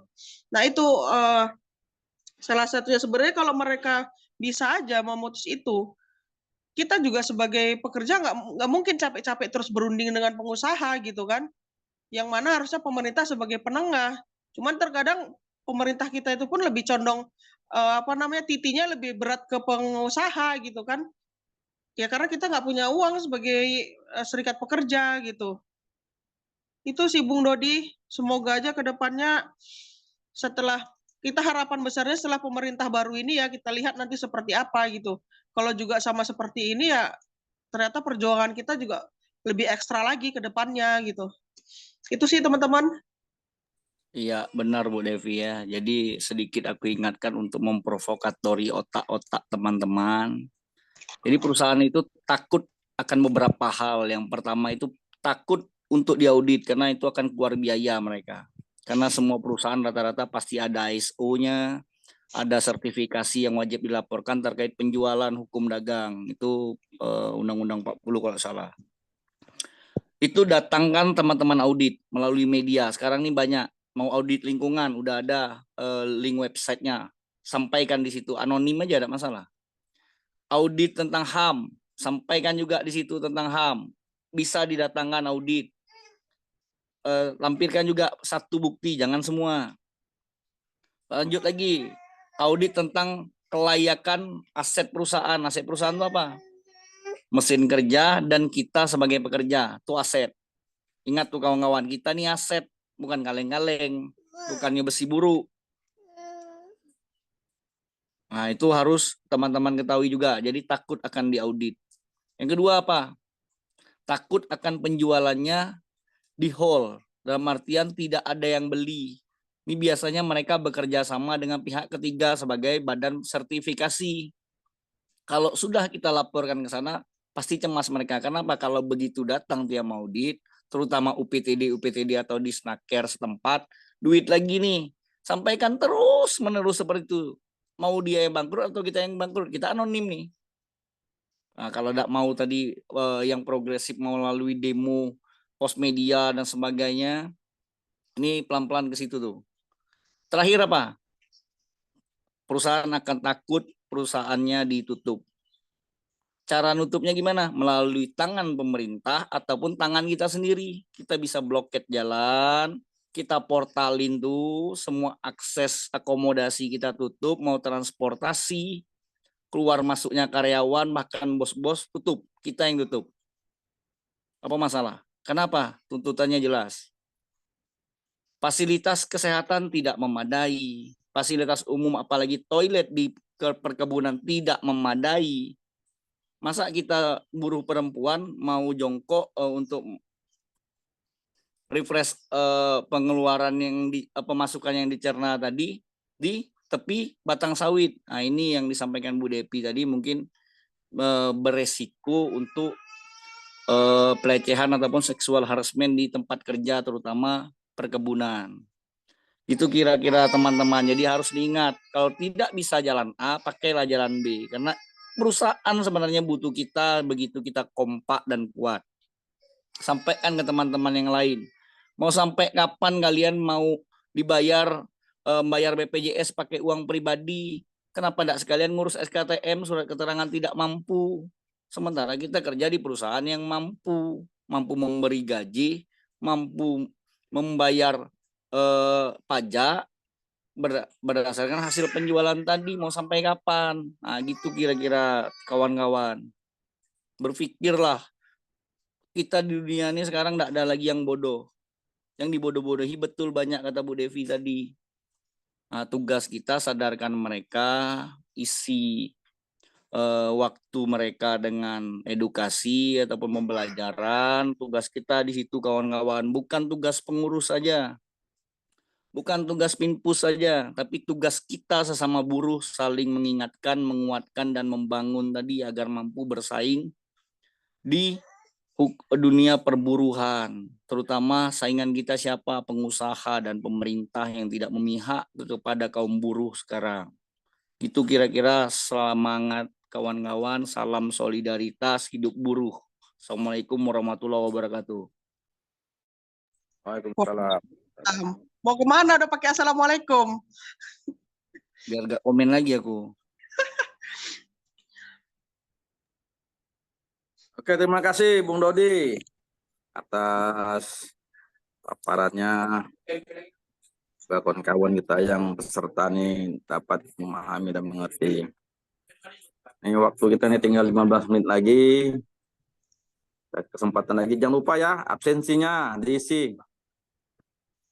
Agar mudah nanti Pak Nel nanti transfer pulsanya itu. Apakah ada lagi nih yang mau ditanyakan sama pemateri ataupun sama Pinpus lagi yang ada di sini?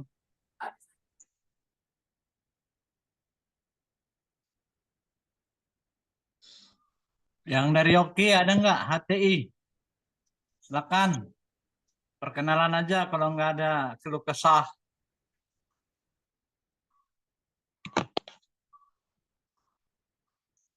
Aku dari tadi kan nunggu anggotaku nanya nih, ada 2 orang tuh. Tapi diam aja dia. Boleh lah itu ya. Tanya aja Bu Devi sama anggotanya. Karena nggak ada permasalahan Bu Devi di anggota Bu Devi itu. Kan sudah clear semua, jadi nggak perlu Bu Devi. dipertanyakan lagi. Halo, halo. Assalamualaikum. Waalaikumsalam. Salam Dengan Bu Dona nih, Bu Devi. Ya, Dari Bu Dona. Jambi. Enggak, ini mau nanya sedikit kalau dengar-dengar cerita yang tadi ya, waduh semangat-semangat sekali teman-teman di tempat lain ya untuk memperjuangkan hak-hak mereka di perusahaannya. Tapi saya cuma mau menanyakan gini, ketika kita sudah merekrut anggota gitu kan, merekrut anggota, mereka sudah jadi anggota, kira-kira ada masukan nggak dari Bu Devi itu kira-kira kegiatan-kegiatan seperti apa yang bisa kita buat anggota-anggota ini loh Bu gitu kan. Karena kan rata-rata kita kalau training-training itu saat ini sudah pernah sih kita mengadakan training buat anggota gitu, tapi nggak banyak gitu. Mungkin apa ya kegiatan-kegiatan yang bisa membuat kita jadi lebih dekat sama mereka karena beberapa banyak juga dari orang-orang dari karyawan-karyawan itu ketika ditanya sudah berserikat, sudah serikat apa? Apa ya? Nggak tahu saya. Sama aja kan Bukatan sama SPD gitu-gitu. Masih ada juga yang seperti itu. Mereka sendiri nggak tahu mereka masuknya kemana gitu. Mungkin kurang sosialisasi dari kita atau memang kurang banyak kegiatan-kegiatan yang kita lakukan gitu loh Bu. Mungkin ada contoh-contoh kegiatan yang bisa mempererat kita sama mereka gitu. Apa aja ya Bu kira-kira? Terima kasih Mbak Dona. Kalau ini cerita di kami ya, mungkin karena lingkup kerja kami yang kecil dan lingkup kerjanya di satu ruangan, itu mungkin lebih mudah gitu untuk mendekatkan diri. Tapi karena SPD Jambi ini luas ya. Nah, kalau masukan sih kan kita punya studi circle tuh. Nah, studi circle kita nggak mesti harus membuat kegiatan yang menggunakan biaya yang sangat banyak, enggak. Pendekatannya itu kita ajak coba panggil mereka, ajak mereka satu-satu gitu kan. Ayo kita ngumpul, mungkin nggak mesti harus pulang kerja atau di lingkungan kerja itu sendiri. Dengarkan dulu apa yang mereka ingin bicarakan, tanya, ada nggak masalah di kerjaan atau ada yang mau ditanyakan. Kenalkan dulu kita dari serikat ini gitu kan. Mungkin kawan-kawan sudah berserikat, cuman bingung nih masih di serikat mana bergabungnya gitu ya. Mungkin karena bukan SPD sendiri dalam perusahaan itu gitu. Nah mereka juga di slip gaji biasanya kan ada itu ya potongan serikat. Cuman apakah ada di potongan itu serikat A atau serikat B gitu ya. Ataupun kalau mereka tidak tahu di serikat mana, bisa di cross check di HRD gitu. Nah, untuk pendekatannya ya kita ajak aja untuk studi circle, tanya keluh kesahnya bila ada keluh kesah, atau pinginnya seperti apa sih kalian gitu biar bisa mengenal serikat lebih dekat gitu. Atau pingin yang bagaimana biar kita tetap komunikasi yang intens seperti itu. Karena kemarin tuh sempat kami beberapa lama juga tidak melakukan studi circle itu kan. Nah, itu merasa ada kerenggangan di antara pengurus dan anggota gitu. Nah, perlahan kami pengurus ini diskusi nih, langkah apa yang mau kita ambil ya. Oh ya, coba kita buat pendekatan, kita panggil dulu satu-satu, kita ajak diskusi, kita tanyakan mereka pinginnya seperti apa. Seperti itu sih Mbak Dona yang kami lakukan gitu. Gitu ya Bu ya. Nah, atau kalau Mbak Dona kan perempuan ya, kalau anggotanya perempuan mungkin lebih kebicarakan, yuk kita ngumpul di rumah siapa gitu kan, kita sambil masak, kita sambil berdiskusi seperti itu. Jadi kan dari situ nanti muncul tuh ide-ide apa sih yang akan kita lakukan gitu. Apalagi mulai ini SPD mulai buka UMKM gitu kan. Oh kita kasih tunjuk nih, kita punya loh program-program kayak gini, ayo kita sama-sama kembangkan program ini seperti itu. Mungkin itu saya sih Mbak Dona. Oh, oke lah Bu, siapa tahu gitu kan Bu, memang ada kegiatan-kegiatan yang apa gitu yang menarik buat anggota gitu biar supaya lebih mengenal SPD dan ininya dan apa pengurus-pengurusnya gitu. Tapi kami sudah pernah juga sih, cuma nggak sering, setahun paling 1 atau 2 kali gitu. Maksudnya yang agak-agak sering gitu apalah ya. Tapi nggak apa-apa Bu, masukannya oke juga sih karena kalau untuk study circle kita sudah jalan ya, alhamdulillah sudah apa artinya ketika kita undang mereka juga responnya positif gitu ya, banyak yang mau, malah yang Bu sepertinya waktunya nggak pas, kami harus masuk, nanti setelah ini ada lagi nggak Bu, kami mau ikut yang sesi kedua. Itu sudah ada responnya, sudah lumayan bagus untuk study circle kita sih Bu di sini.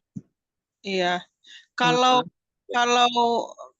dia mau mengumpulkan jumlah yang banyak, mungkin melakukan kayak event-event tertentu gitu kan. Tapi kan Iya itu maksud saya Bu. Jadi masuk semua anggota, maksud saya itu gini, jadi ada saatnya semua anggota berkumpul. Jadi kita sama tahu, oh kita sama-sama SPD ya ternyata ya, kita berkumpul kayak mana, entah itu buat game permainan atau apa gitu ya. Ya, itu sih kayak seperti 17-an gitu ya.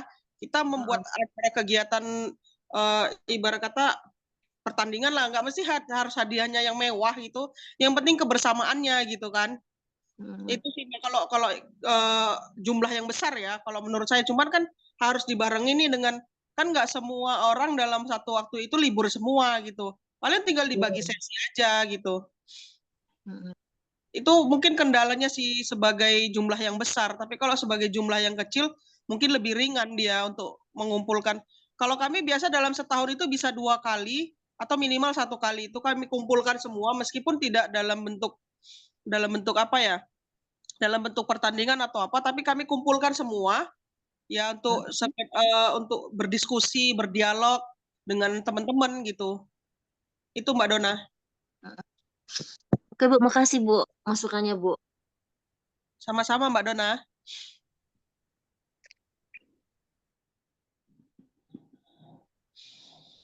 Terima kasih Bu Dona. Sama-sama Pak. Kapan main ke Riau lagi Bu Dona? Tunggu undangan dari Bapak lagi. Tunggu Pak Manton dibuat latihan lagi nih. Iya. Siap datang lagi kalau diundang lagi Pak. Di sini ada perempuan. Dikasih sama Bapak itu.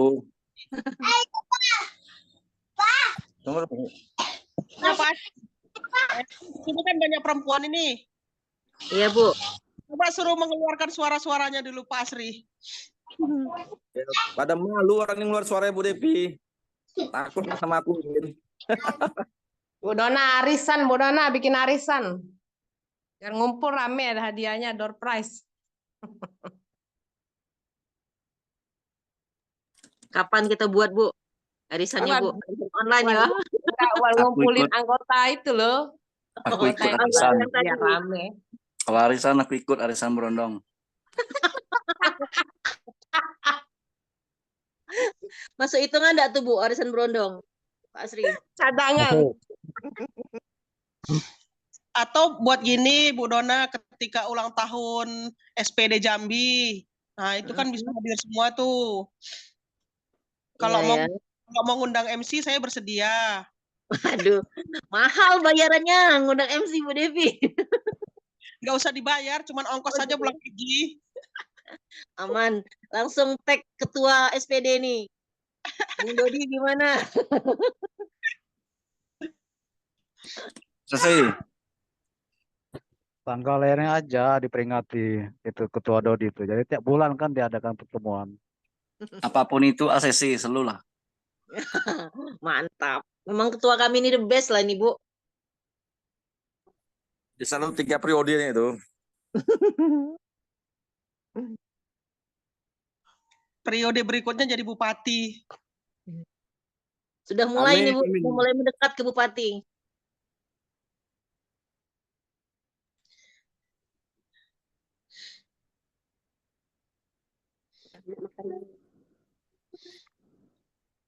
Gimana Bu Devi? Ya, Udah kita tutup aja nih, udah selesai. Nggak ada lagi yang komen lagi orang nih. silakan Pak. Saya mengikuti moderator. Kalau moderator stop, saya stop. Kalau lanjut, lanjut. Tapi mengingat Bang Joni itu, Bang Joni Sibarani. Berkali itu kalau Bang Asri ini mau nutup. Silakan lanjut Bang Joni. Bang Josiba, penghasut.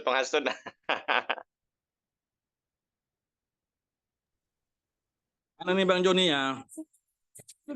Enggak Mang, Heram aja Mang.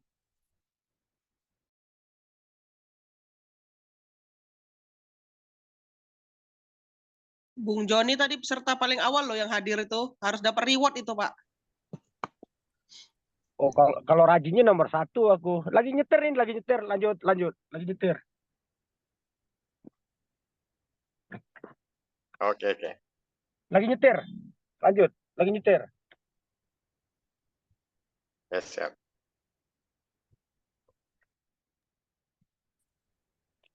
Marjumi. Komen. Izin moderator, sebelum ditutup kita buka kamera dulu semua ya untuk di foto bersama. Boleh. Lagi nyetir. Oke, kawan-kawan, kita foto bersama dulu ya sebelum ditutup pelatihan sore ini. Tunggu ya, bentar, saya juga belum buka kamera.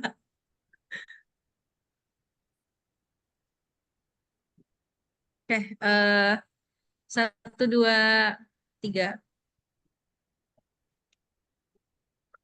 Oke, tunggu ya, ini ada 2 slide, banyak banget nih yang hadir.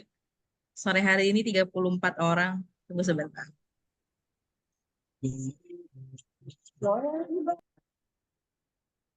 Oke, sekali lagi. 1, 2, 3. Ya, oke kawan-kawan, terima kasih.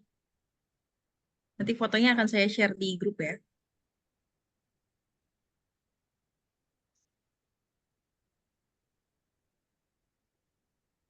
Selesai, Neng.